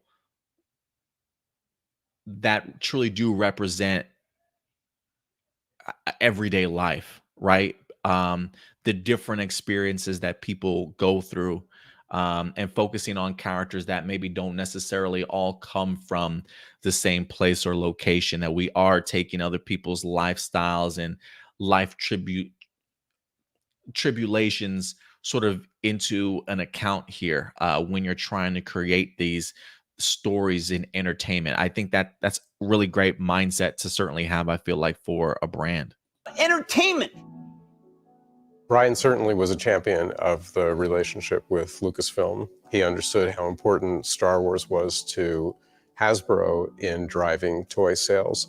And he translated that kind of model very successfully, most notably with Transformers. He was the first person to really create a very successful entertainment franchise out of a toy property. Brian changed the mindset in the industry about what a toy company can be. It can be about more than just a physical product. One more time. Beep, beep, beep, beep. You know, so you can, yeah, get. Elmo, welcome to Hasbro. Elmo, that's it here already. Great. It's only been 20 minutes. If I could describe Brian with, You know, I gotta say, man, I gotta say, again, I never knew the guy, but just seeing how he interacts with people, it does kind of make me laugh and smile. And I love the fact that he's had that type of impact. I do think that sometimes, because of being maybe a Power Ranger fan or whatever the case may be, I think sometimes we tend to get really focused on just like the show and what people create for us to kind of intake. And we don't really know necessarily the people behind the development of a lot of those shows, especially somebody like a CEO, like a head of an entire company, to be able to see how people talk about him and really just see the impact that he truly has had on Hasbro and their brand, is pretty something else. It's actually relatively heartwarming. I'm really glad that Hasbro did this for Brian Goldner. They put this up on their YouTube page. one word, it would probably be visionary or extraordinary or really smart. Well, that's two words. Passionate. Visionary. One of the most incredible content creators in the industry. Damn, look There at these actually aren't names. enough words to talk Look at these about names. Incredible I mean, Smart. damn, look at these That's too names. They got the visionary guy from fucking extraordinary. Paramount Pictures in here. or really smart. Well, that's two words. Lucasfilm was Passionate. in here. Walt Visionary. Disney. One of the most incredible content creators Viacom. in the industry. There actually aren't enough words to talk about how great it is to know him, to work with him, to have him as a partner and a friend. My experience with Brian has been everything I had ever hoped for. It's very special, and I do not have a son of my own. But if I had a son of my own, I would be proud if it was Brian. Damn. That's tough, man. We are one team and one Hasbro where everyone here matters. Where everyone here matters. I love it. I think that's definitely going to be his legacy, for sure. Where everyone here matters, and I think you see that perfectly well in the product that Hasbro continues to dish out. At least I see it when I see Power Rangers. I think the idea of you seeing somebody's values like Brian Goldner, what he certainly stood for, and again, I watched that episode 13 of Power Rangers, and it kind of makes sense to me. It kind of makes sense to me. So, R.I.P. Brian Goldner for sure, man. I've never knew the guy, but I love hearing about him. He seems to have a pretty infectious, sort of great personality. And hopefully we get more people that continue to speak out about him in such a great way. But yeah, I just wanted to highlight that for you guys. Hopefully Hasbro doesn't kick my ass in regards to copyright in regards to it. But, for somebody that loves Power Rangers and enjoys the franchise, getting the opportunity to see the energy and the effort that Hasbro continues to put into this franchise, from Beast Morphers to even getting even better in Dino Fury, and really trying their damnedest and hardest to make this reboot and reimagining of theirs work and hopefully be successful. I've loved the growth of what Hasbro has provided, and for somebody like Brian Goldner to have that vision, to know that there's a lot of untapped potential in Power Rangers to certainly be explored. Um, it is going to be sad to certainly see him leave. Is there a reason to worry? I mean, listen, I feel like anytime that there's somebody else that might now be in charge, always a little bit of a reason to worry. I don't necessarily know who's going to be taking the stewardship of the CEO position going forward. Will they have the same type of energy and mindset that Brian Goldner had? Will they see the value in a lot of the franchises and brands that Brian Goldner was trying to launch and still put that same amount of effort behind? I can only hope. I can only hope and cross my fingers for it. But when you do have somebody like they mentioned, that's such a visionary like Brian Goldner, those are people that are really hard to replace. And I'm sure that they've got some great workers there at Hasbro. I'm sure they'll definitely be smart enough to pick, whoever is going to be replacing him.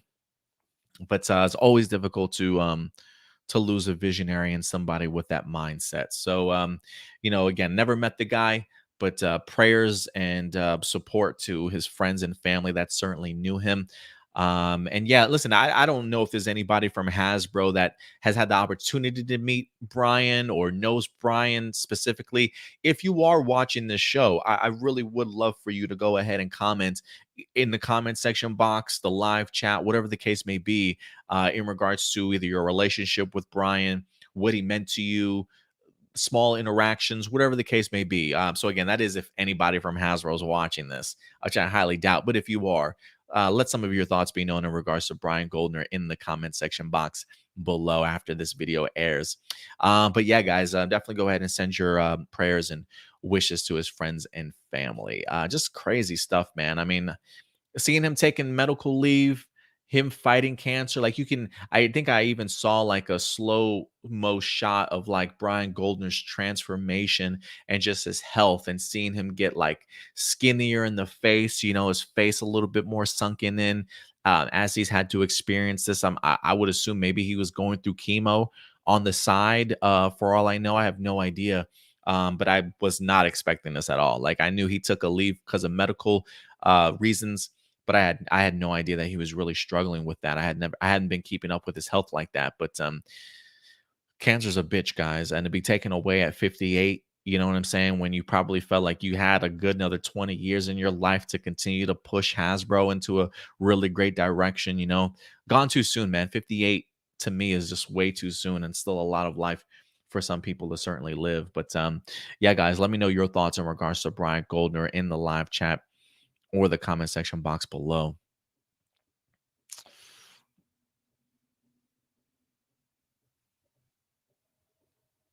Enrique, he says, thank you, Brian. I'm going to miss you. You did a great job on brands of My Little Pony and Power Rangers. Rest in peace. But I'm sure he appreciates that, Enrique. Yeah, Isaiah, rest in peace, Brian. We will miss you. We will keep you in our prayers. Most definitely, man.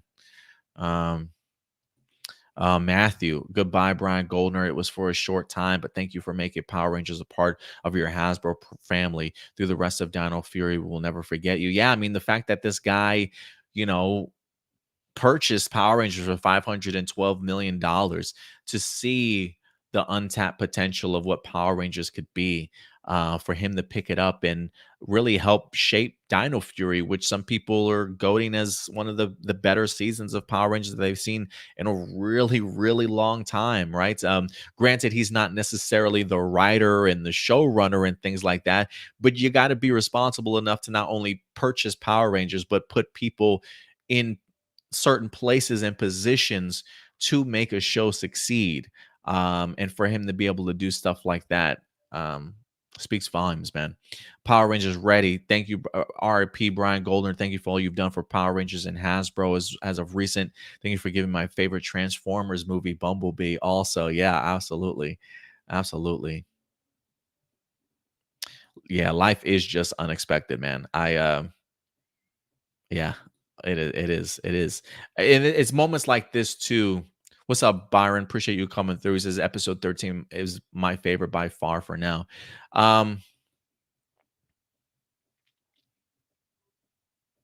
Yeah, and I think it's the case of like you never know when your last day is going to be here. You know what I'm saying? You got to make the best of each and every day. I was listening to something the other day that really kind of gave me chills. The fact that you don't know when your last day is going to be, so you should live your day as if like all the things that you want people to potentially see about you, or that you want to potentially put out into the world, or that you're afraid to showcase to the world. Don't let things hold you back, because you just never know when you're going to have that, if you're ever going to have that time to really pull the trigger on things. I think for me that does speak a lot to me, especially knowing that something like this could happen to anybody at any particular point in time. you know, I feel like sometimes one of the reasons why A Plus More Phenomenal as a whole hasn't maybe exploded or gotten as big as it is, and I think a lot of that, and I think some other content creators can vouch for this. I'm sure not everybody experiences this, but there is a real thing known as a fear of being successful, right? That putting yourself fully out there. Like the ideas that I have for A Plus More Phenomenal are ridiculous. Some things that I would love to pull, but either financial reasons, maybe fear that potentially hold people back from truly being their full self in the world, um and I do think it is something important about being able to overcome those fears and truly putting all of yourself out there, because you don't necessarily want to have any regrets. Did I create the content that I wanted to create? Did I push my channel to be the best that it possibly could be? And if not, certainly what's holding me back? And I think the idea of seeing people taken away from you so early when maybe they didn't even think that they were going to be taken away, or maybe had more time, to leave some sort of impact in the world, or on their brand or franchise, or whatever the case may be. You truly got to live each day like it's your last. And that's something that I personally struggle with from time to time, that I know very much about myself, that I try and jump over those hurdles and push A Plus More Phenomenal or anything that I'm doing to the next stage. You want to put your best foot forward and put your best self out there for people, to truly see your talent and what you're capable of doing. So when people like this get taken away too early, just know it can happen at any particular moment in time to any one of us. So if anything, continue to follow your passions, guys, and continue to do what you absolutely love, and don't let fear hold you back, because it is a real thing. What's up, mom? She says, so true, Adam. Fear will always hold you back, but knowing that the only way to know is to do it. And absolutely, absolutely. So yeah, if you feel like you're a visionary, if you feel like you've got some things that the rest of the world needs to see from you, that if you've yet to pull the trigger on, do it, because we don't have every day, but thank you guys for that, and for all your best wishes and prayers to Brian Goldner and his family. Hopefully they certainly will go a long way. All right, guys, changing course a little bit here. Couple other things. I have two other topics that we're going to go ahead and break down. I might change the in order in which we talk about it, but we'll go ahead and tackle it also. Let's start getting into some tokusatsu news, ladies and gentlemen. Okay, for you fans that love you some Kamen Rider, Ultraman, Super Sentai, anything tokusatsu related, this is your section of our show. As we're going to talk some Kamen Rider, or I should say Shin Kamen Rider, as we wind up getting, I don't want to say new details, but a new look at another character that we can certainly expect from this particular movie.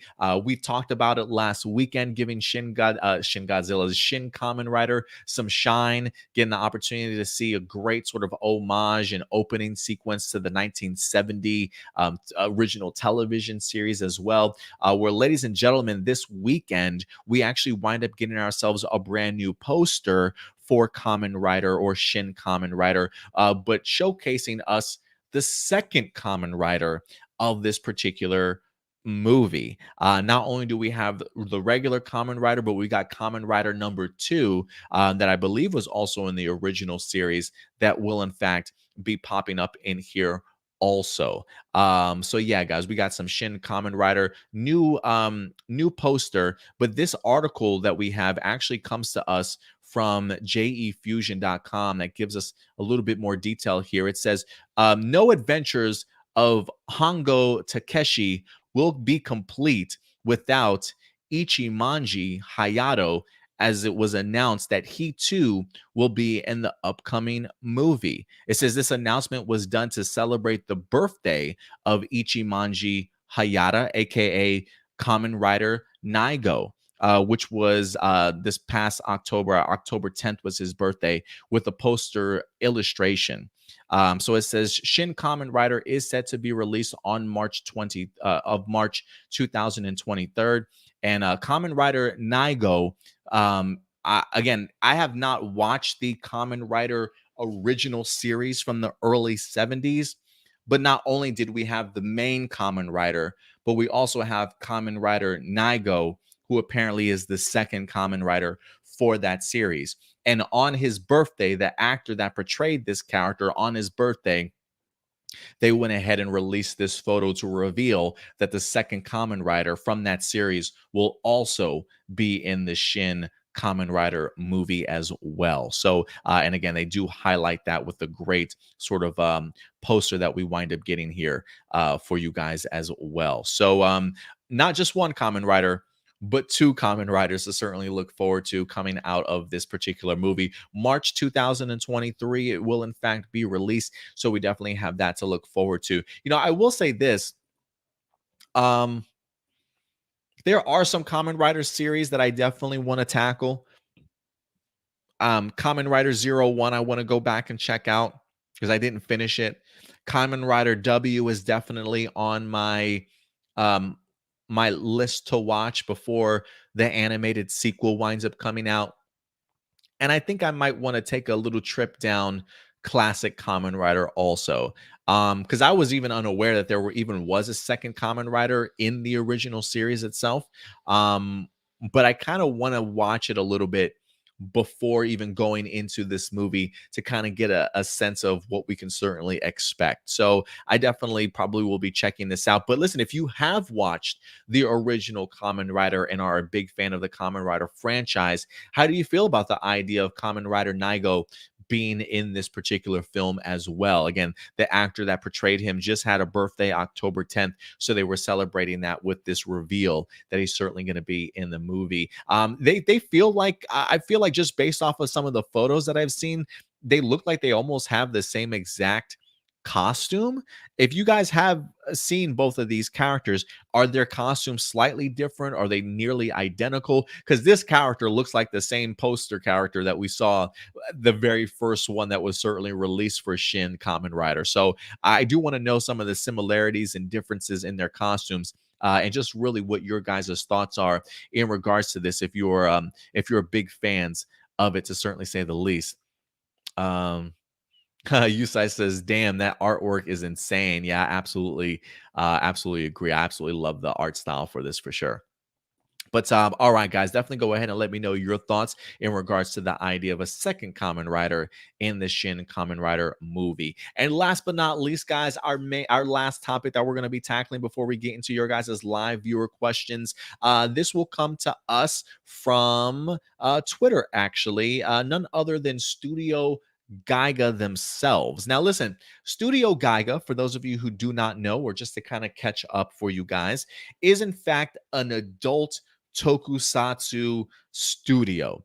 And by adult, I mean, yes, I mean adult themed studio, in the sense that they put out a lot of mature content, tokusatsu pornography. Granted, I've not seen any of the porno stuff, but I have been seeing a lot of their tokusatsu series they definitely have been trying to tackle as of late. Over the past several months, they've really have given a shot at creating tokusatsu series, maybe mini series at this point in time, but series nonetheless. One of the first ones that they created that we tackled for you guys here, Wakusaver.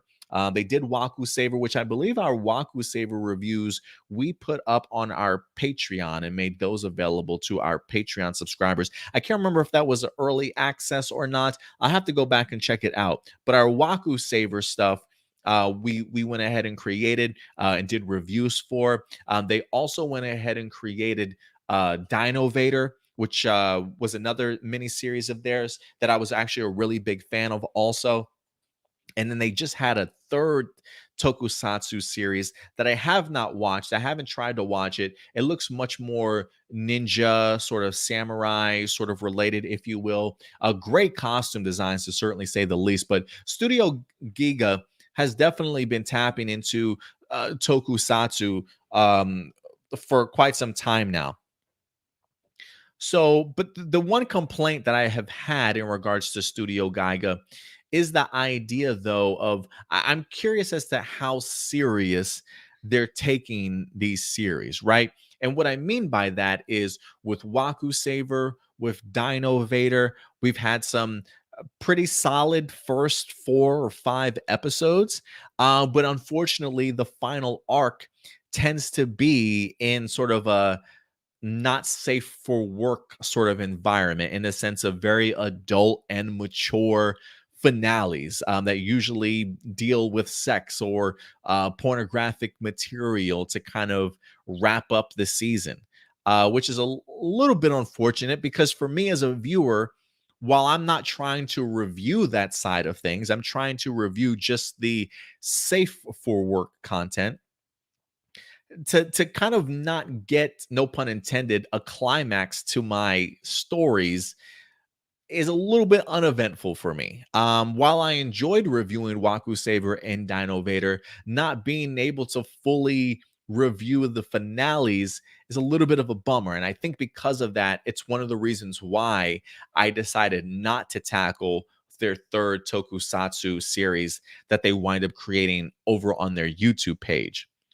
But I will say this, they're definitely continuing along with it, which I was not expecting. I thought these were just going to be one-offs leading into maybe an adult film or something like that.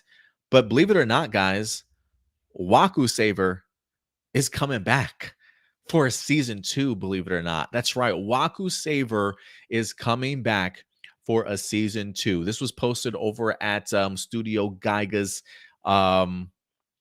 YouTube page, that there is a 55-second trailer for an upcoming season 2.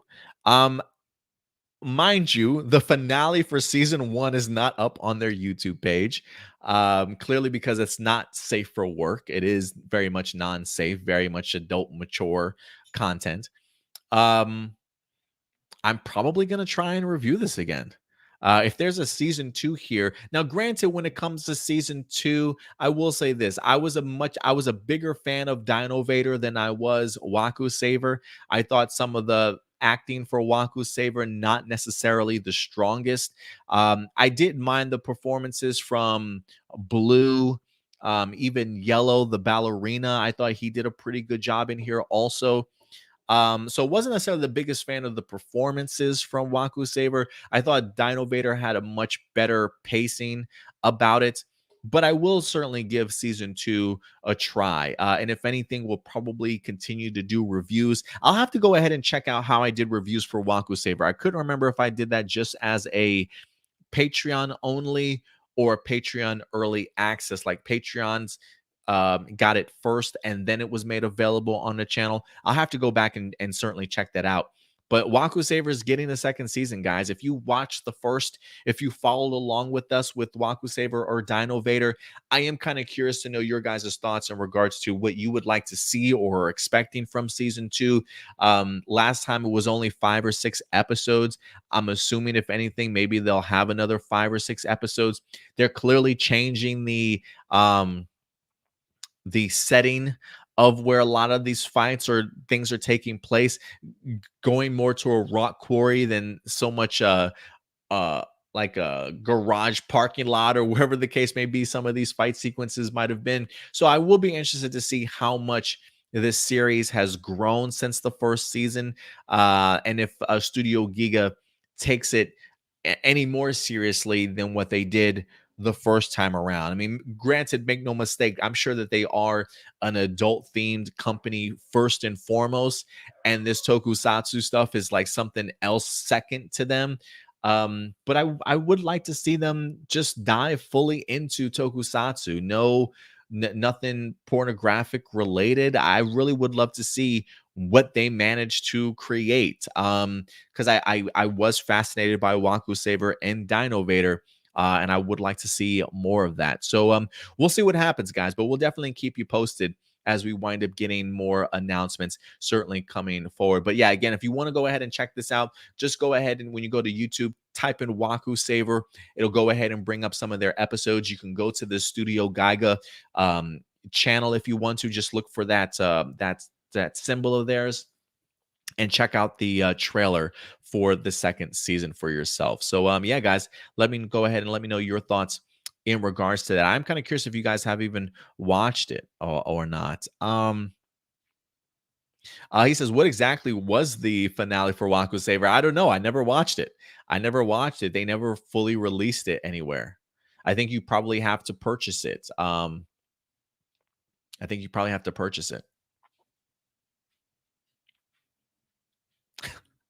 Power Ranger says Wakusaver is awesome and cringy. Wish they hired better looking actors. Yeah, they just weren't necessarily like I just wasn't necessarily drawn to them as much as I was with the Dino Vader actors. Blossom says Dino Vaders can be comic book and video game characters for our Tokugers would like. That'd be kind of cool. Wakusaver has my favorite theme, space. Yeah, I get an opportunity to see the different planets and stuff represented. Always cool, Blossom. I definitely agree with you there for sure.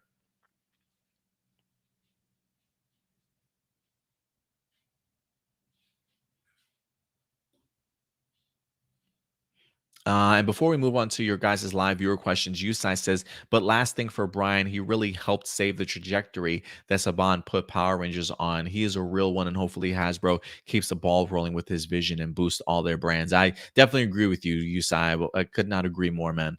Absolutely. Hasbro definitely, Power Rangers feels in good hands with Hasbro. Whether or not they're successful in accomplishing what they want to accomplish with it, still certainly yet to be told, but it feels very much like they're going in the right direction as of right now.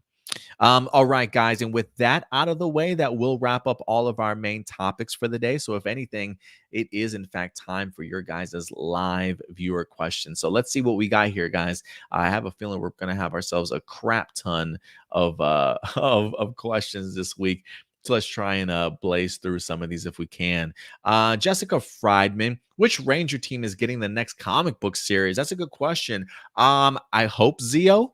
A part of me is hoping that they build up towards Zeo, but I'm sure some people probably would like to see other characters maybe get some shine outside of Zeo. So, Time Force would be cool. I feel like Hasbro, or I should say Boom Studios. I mean, granted, who knows what's going to come out of the Altarian War storyline in here. But look, Boom Studios right now has 2 ongoing series, Mighty Morphin and Power Rangers. Is there room for them market-wise to put a 3rd ongoing series out there for Power Rangers? I have been enjoying what they've been doing in regards to at least giving us one-shots, maybe mini series, like little limited series issues here and there.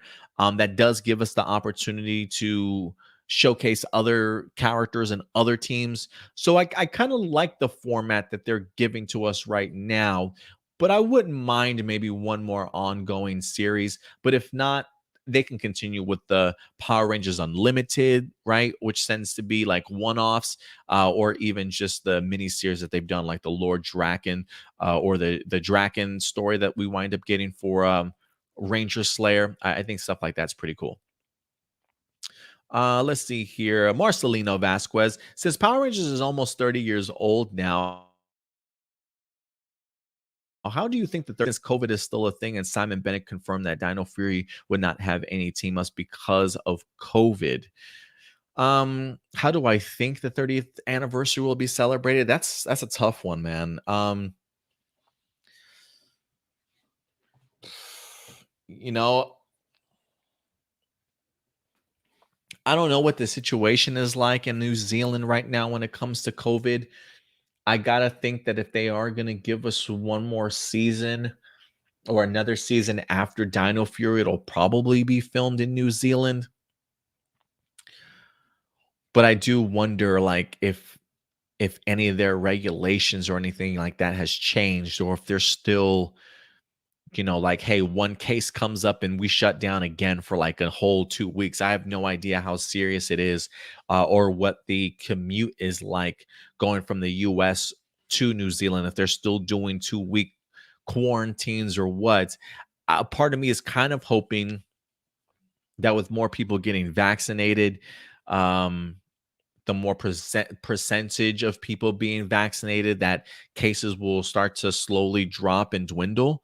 So I'm hoping that by the time we get to the 30th anniversary, maybe commute's a little bit easier so that people can be a part of a 30th anniversary. Because I would like to see a traditional team up or crossover in some capacity. Maybe a 2 or 3-parter, I think, would really go a long way. But a lot of this stuff, unfortunately, is just out of their hands. It's just a matter of how the pandemic's going to fare. So we'll see. We'll see, Marcelino. But I'm not quite sure right now, but we'll see. I find it weird that Dino Fury hasn't gotten a trailer. I mean, yes, it got toy promos, but nothing where it's like a movie trailer. Beast Morphers got 3 trailers when it felt like a movie trailer.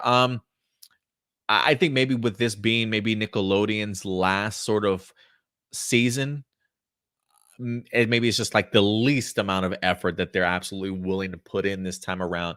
I did see a brief trailer. It was like a 30-second trailer with the incredible amount of puns all put into there. I mean, that's about as close to a trailer that we probably will get or really have gotten, I feel like, when it comes to Beast Morphers and even like Dino Fury. So yeah, unfortunately, I don't expect big things. But maybe, if anything, maybe when it comes to Netflix going forward for season 2, maybe Netflix will be giving us some trailers from time to time. How come Boom Studios hasn't used any of the unused monsters from the Sentai version? I think it would help the writers in terms of creativity. Say, for example, the writers need a cat monster. They could borrow a cat monster that went unused. It is because of is it because of legal problems? No, I think probably they just feel like they've got a plethora of villains for them to utilize, I would assume, from just what we've gotten from the so many years and seasons of Mighty Morphin. I'm sure that that's why they probably tap into those. But not to say that they can't ever do that. I do like the idea, Marcelino. It would be cool to kind of see them utilize some character or some monsters from their Sentai versions that maybe haven't been adapted yet. I think that would be pretty cool to kind of see them utilize that. But I think they probably just have a plethora of monsters that they can use. And it's also the idea of creating original villains too. I think certainly goes a long way. Creating like a brand new rogues gallery for Power Rangers, I think, is certainly important. Let me see here. Johnny Marrero's got a couple of questions. What's up, Johnny? Appreciate you coming through. Hey, Adam, 3 questions. With Lord Zed back, do you think he will return for season 2, or be the main villain for the Zoologer adaptation the 30th anniversary of Power Rangers. Again, the Zyuohger thing is not confirmed yet. It is simply just a rumor. That's some talks have been rumbling behind the scenes that we're being made aware of. So whether or not Zyuohger gets adapted, hell, maybe Tokyuger, maybe Karamager. Well, I think they said from what they heard that they had the rights up to Real Soldier. So any seasons that they want to adapt would have to come before Real Soldier. So that definitely puts Zyuohger on the market. Who knows? Maybe even Tokyuger. I know Simon Bennett said trains don't really sell, which I felt like is probably going to be their main argument. But I did hear, thinking about it, if your kids are that you're really aiming for are like 5 or 6 years old, while it may not necessarily be big in today's culture, the concept and idea of trains, kids still do like trains. I remember one of my ex-girlfriend's sons, Nicholas, growing up, helping raise him when he was younger, he used to watch Thomas the Train all the fucking time. I mean, this guy had a train set himself, always loved taking his trains with him in the car, bringing them everywhere that he goes. So kids do like trains. So it is something that maybe they could adapt if they truly wanted to. But I do feel like Zyuohger would probably be the next option. But again, just a rumor at this point in time. With Lord Zed coming back, do you think he will return for season 2 or be the main villain for a potential Zyuohger?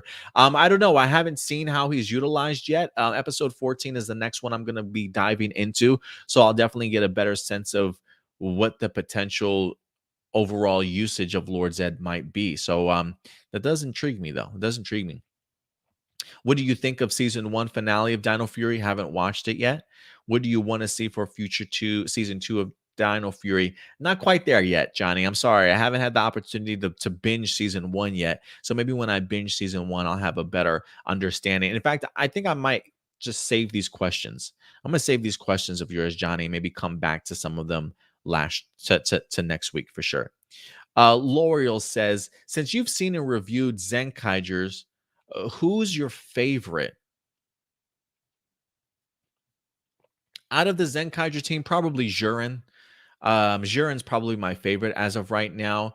One, I like that he's an older guy, so I think there's a part of me that relates to him being the older person, I feel like, in the fandom. So like him being the oldest member, I think I can connect with him some ways and like some of the little banter and the witty remarks that he has. But Jurin's probably my favorite, followed closely by Kaido. Since you said Green Flash, Flashman escaped in the comics, I thought my counterpart for him, an alien from the Prism Galaxy, created decoys of his teammates. Since Yellow Flashman, Pink Pink and Yellow are his sisters, was missing. Yeah, I believe Green Flashman did escape in the Power Rangers Unlimited issue that we had for Ecliptor and Astronema. What do you think of Dino Fury so far now that the rest of the episodes are released? I'm still a little bit more to look up. Did you notice that Zato shares a few traits with both Andros and Zane? Yeah, I'm sure I'll discover a lot more in regards to it too. Hold on, a lot of these questions are a little bit all over the place. Hold on one second, guys.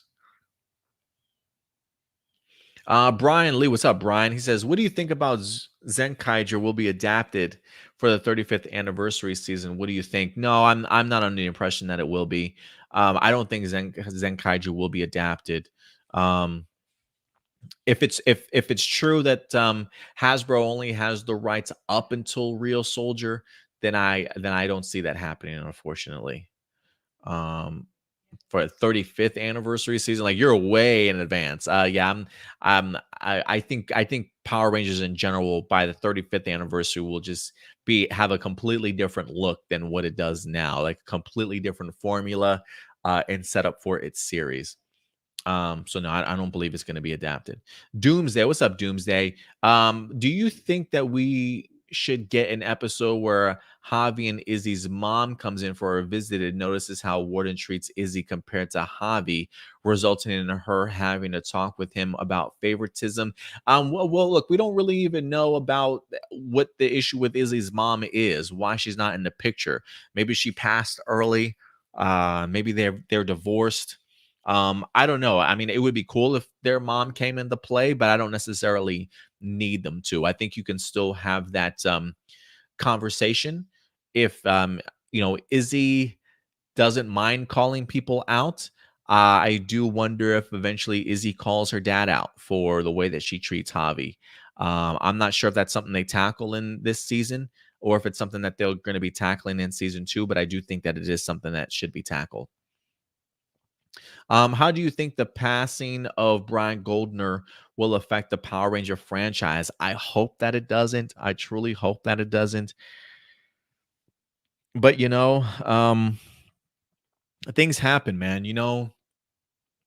Sometimes when people come into power, new people, new management, sometimes they like to bring in their own team members. Sometimes they have their own ideologies and views. That they kind of want to push. I'm hoping that whoever they do wind up getting, though, that shares those same type of values and excitement for what Brian has kind of laid the groundwork for, and is there to really build upon it instead of hindering it or taking it in a completely different direction that maybe Brian didn't really know of. So should there be some levels of hesitancy? Probably. I think it's warranted. Am I super worried? Not right now, but when your CEO literally, unfortunately, passes away, and you got to put somebody else eventually back into that spot, you just don't know what you're gonna get. You just don't know what you're gonna get. So we'll see, though. We'll see. Like if anything, like if Hasbro right now, especially with the development of their Power Ranger universe, is kind of taking a step back to reevaluate how they want to tackle this franchise. And now you've got the passing of Brian Goldner. I mean, talk about being left in a sense of limbo and uncertainty as of right now, right? So at this point, I would want Hasbro to take their time. I would want Hasbro to certainly take their time instead of just trying to push something through. Get all their ducks in a row, figure out what you want to accomplish, figure out the CEO dynamic, and then see. But will it affect Power Rangers franchise? It might. It might. Do you like how that'll? Oh, do you like that? Do you like how that although what Javier did was wrong, his hunch about Izzy was right? Like I think Javi clearly had good intentions, right? But clearly overstepped his boundaries in regards to getting involved in his sister's love life. So good intentions, but just pulled it off wrong. Shouldn't have gotten involved and just let it be what it is. Because I can understand the little signs that he picks up on, seeing Adrian and Izzy being playful with each other, at least enjoying each other's company, but just reading the messages all wrong and just not listening. But I do like that his hunch clearly was right. He was clearly onto something. Just wrong person, my guy. Just wrong person.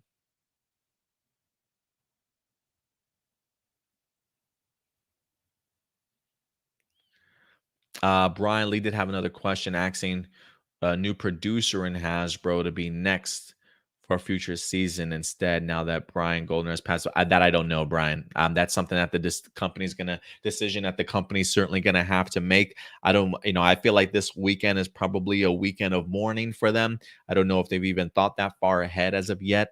But who certainly knows? I'm sure once they announce it, we'll probably talk about it here on the show. But as of right now, they've not made any sort of announcement. Adrian, what's up, Adrian? What do you guys think of the Netflix premiere Dino Fury episodes 12 to 22. If you already saw some of the episodes, what are you guys thinking without spoiling anything? Well, one, I'm just excited that the episodes are certainly there. I have not completely binged them as of yet, but I like the momentum that it's certainly building. Looking at the two-parter here in episodes 12 and 13, they really go well together. If you ask me, one just building off of the other. Great showcase of episodes, I think, for the Izzy character, you know. I think it was important too about the idea of episode 12 leading into this, because I think it showcases Izzy as a character in regards to, like, again, her values, the morals that she stands up for, her not backing down, her willing to stick up for those people that maybe don't have a voice, or, can't speak out for themselves, sort of thing. I think it really showcases who Izzy is as a character. So I think that when you go into episode 13, I don't want to say it's harder for you to hate on a character, but you see who she is, the goodness about her, and then also seeing her finding love, um, and them finally representing and including the LGBT community. I think it just goes to show that, if people have issues with, oh, I can't believe we have a gay or bisexual ranger, the fact that that's not who necessarily she is, just as a person, that there's more to that character. You know what I mean? That they're not just solely focusing on, this is the only aspect about Izzy that you should care about. That they at least are giving and building more character traits for Izzy, so we see who she is as a whole. And I've really enjoyed what they've done with those first two episodes. Again, I've got plenty more to certainly watch this week. I just have not had the opportunity to binge Dino Fury as of yet.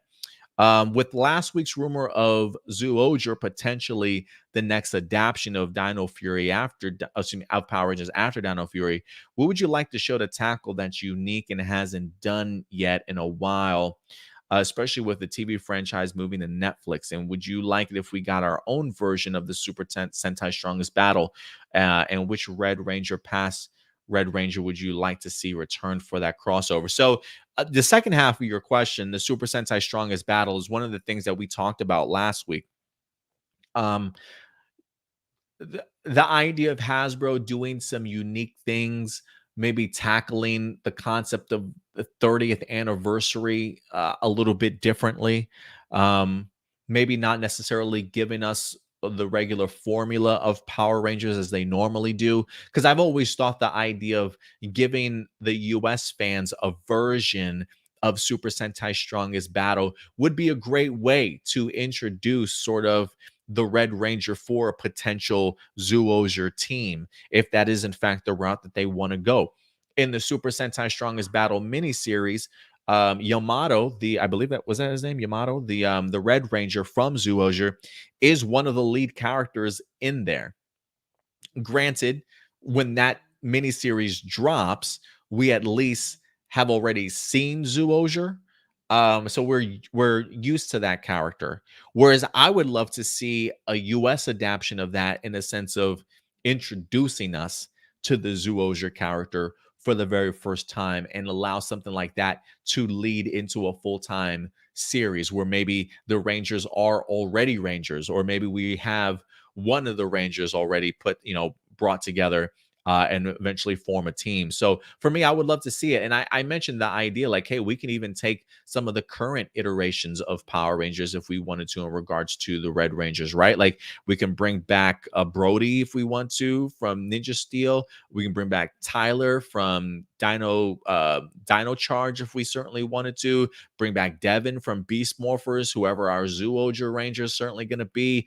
And then whoever else that we certainly want to go ahead and bring back for something like that. So yeah, I do think that there is potential there. Whether or not Hasbro is going to get that creative to bring in a new season like Zoojer, who certainly knows. But as far as what this show could potentially tackle, definitely bringing an awareness to maybe extinct animals, endangered species, saving the oceans, maybe like an environmentally friendly sort of season, that focuses on maybe saving the planet. I don't know. Climate change these days is a big topic. Maybe the idea of saving animals and the creatures and stuff like that for Earth to continue to prosper, I think maybe would go a really long way. So maybe that's something that they tackle when it comes to Zoojer. I have no idea. Maybe mixing that in with some Minecraft video game themes. I have no idea. I have no idea. What do you think made Beast Morphers stand out from Neo Saban era seasons? And do you think Dino Fury has done better than Beast Morphers as of right now? What do you want to see and hope Dino Fury doesn't do that's already been done? So what do you think made Beast Morphers stand out from the Neo Saban era season?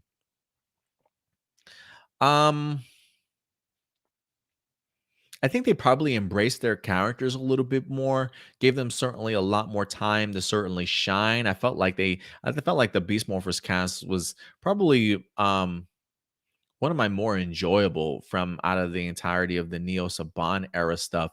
I just felt like they definitely took a step forward in regards to pushing the envelope just a little bit more. Not much, but definitely just a little bit more. Like season 2, I think all the massive connections that it makes to past seasons, some of the cameos and stuff, I think it was a lot of thoughtfulness that truly went a really long way in shaping Beast Morphers to be a much better season than some of the other Neo Saban era stuff. Having some of the creative handcuffs removed and just thoughtfulness in regards to how to integrate past seasons and really unique seasons, unique episodes for sure. Like even the musical episode from Dino Fury, from Beast Morphers, another first in the franchise to a certain extent. So yeah, I definitely do think that it was certainly going in the right direction.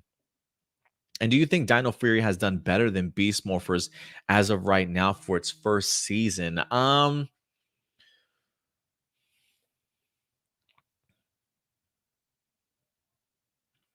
I think Dino Fury season 1 has been better than the first season of Dino Fury. Um Not to take anything away from the first season of Beast Morphers, but I did enjoy it for sure. I thought we had ourselves a great cliffhanger.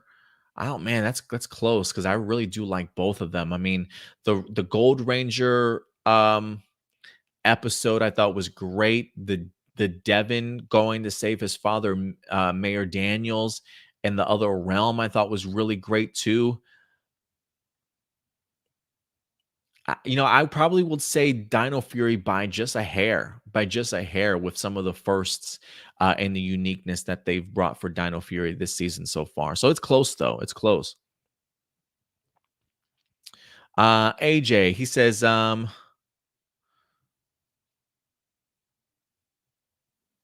if Hasbro were to adapt Zooja for Power Rangers, and we know that there was already a team up, do you think we could finally get a much better team up crossover with veteran actors, especially with Power Rangers going to Netflix? We know that Saban era and Beast Morphers, the crossover had. Well, hold on. If Hasbro were to adapt Zooja for Power Rangers, and we know that there was already a team up, do you think we could finally get a much better team up crossover with veteran actors, especially with Power Rangers going to Netflix? I think it's all going to be dependent on COVID and what the restrictions allow for. If the restrictions allow for us to be able to get more people to commute and go back and forth to New Zealand, then yes, I do think that going forward, it probably will be a great anniversary crossover or team up. How is it that Japan Toei been pumping out tons of movies, series, specials, while Power Rangers, we barely have a new movie coming out? Feels like Toei is always ahead of us, even during the pandemic. Do you wish we were on the same level with Toei when it comes to releasing content? I do. I'm hoping that's something that Hasbro takes notice of and hopefully creates in the future. I don't know how they turn them out, man.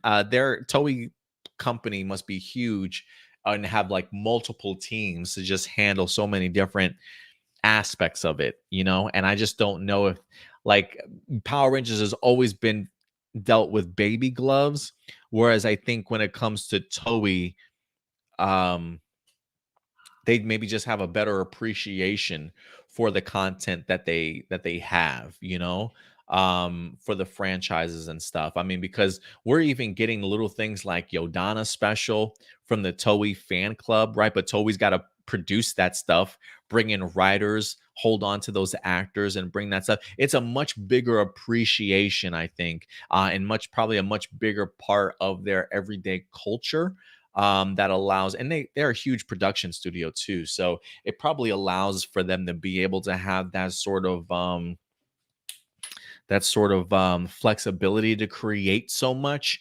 Whereas Power Rangers, like Hasbro said, that they haven't even tapped into the fullest potential of what Power Rangers could be. Like Power Rangers could be on the level of Super Sentai, and how Toei certainly handles it with specials, spin-offs, mini series, and things like that. But you got to get Power Rangers to the point of even warranting that stuff and getting the fan base excited for it. So they definitely have to pull the trigger in creating more content and just being more creative with the type of content that they're certainly producing. Because if Hasbro had a bigger appreciation for their actors, we would get stuff like that. But I don't even know if Hasbro fully understands the power that these Power Ranger actors certainly have.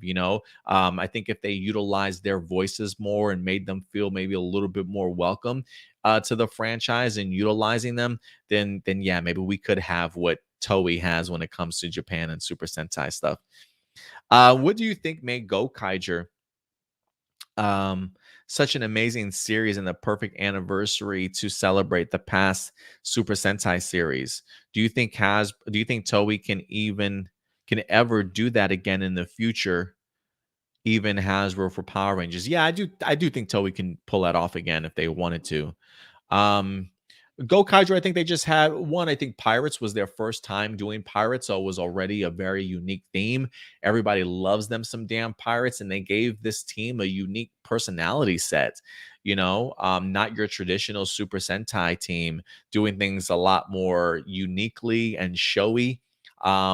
I think the idea that they literally did pay homage to the past 35 years certainly went a big way. Amazing cameos, right? Amazing connections to past seasons. People eat that type of shit up, man. Whereas, Power Rangers has definitely struggled in that regards. Do I think Hasbro can ever do it? I do think that Hasbro can do it. But again, it really just comes into the sense of truly appreciating the actors that you have and being okay with switching up maybe the formula of your storytelling. But I think they can pull it off. It's just a matter of will they or not. But Gokaiger was just incredible in its own right. I mean, great characters, great cast, amazing personalities. The fight sequences were always incredible with just their showy performances, and even had some really great emotional moments too that really just kind of pulled at the heartstrings, if you will. So yeah, I thought they had incredible stuff.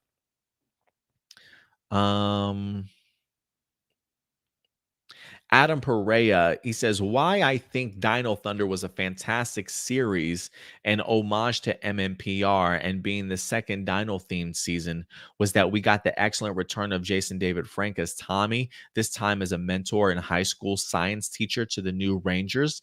Unlike old seasons, each of the Rangers had abilities thanks to stumbling upon the Dino Gems. The show itself was really great throwback to MMPR by having the Rangers be high school students.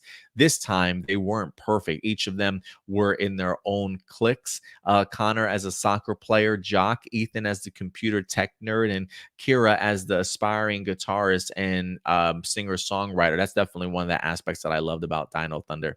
Not only was the series a great homage to MMPR, it stayed as a fresh new series as its own and showed what real high school life was compared to the old days. Tommy being the mentor allowed the Rangers to learn about the legacy of the Power Rangers and was an excellent way for older fans to be reintroduced to a fan favorite, Tommy. I love that Tommy learned a lot from his time as a Ranger and was able to teach his own group of Rangers how to be heroes and find themselves. It was incredible seeing Tommy once again become a Ranger as the Dino Thunder Black Ranger. We would later be introduced to Trent as the White Ranger, who was evil at the beginning, being a parallel to Tommy. Trent being evil early on allowed Tommy to teach the Rangers that he was once in Trent's shoes and not to give up on him, just like when the original team didn't give up on Tommy. The villains were excellent, with Mesogog being Trent's adopted father, Anton Mercer. I love that each Ranger got to shine throughout the series, and they got huge character development throughout, changing them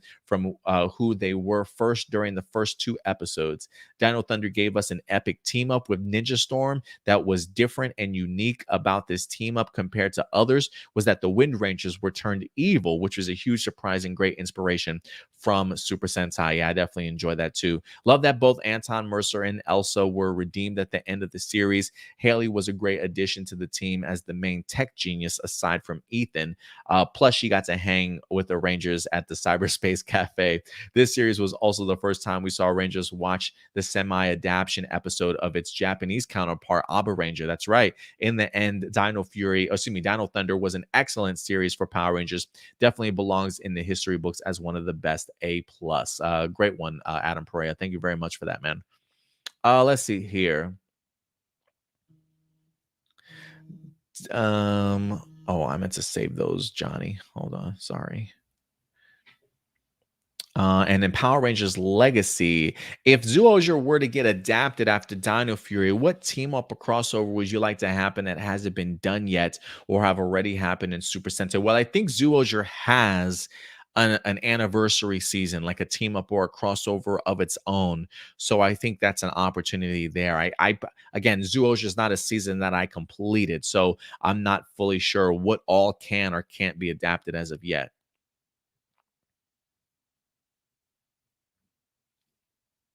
And which past Rangers would you like to see return, especially if they were from a very bad season of Power Rangers? I'm cool with that. I'm cool with the animals coming back for Zoologer. So if we want to bring back the Wild Force cast, if we want to bring back Jungle Fury cast, I'm here for it.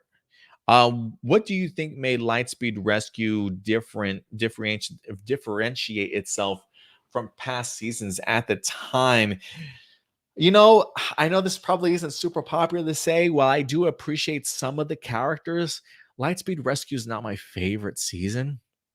I was a little bit bored with the going back to the traditional um firefighter, police, stunt woman, marine biologist type of stuff. I was a little bit bored with that concept. Maybe Lightspeed Rescue is a series I'll have to revisit. It wasn't necessarily my favorite though. Wasn't necessarily my favorite. When did you find out that Power Rangers was using footage from Super Sentai? And did it make you want to stop watching it or keep you intrigued to see more seasons be created as you got older? I can't remember when I realized it. It definitely was during the Neo Saban era. Not Neo Saban. It definitely was during the original Saban era. I realized it, but it didn't take me away from it. It didn't take me away from it. Probably as I got later into the seasons, maybe like Turbo, I started understanding it a little bit more. Maybe even seeing it come to fruition a little bit when it comes to like in space. I think I probably had a much better understanding about it then.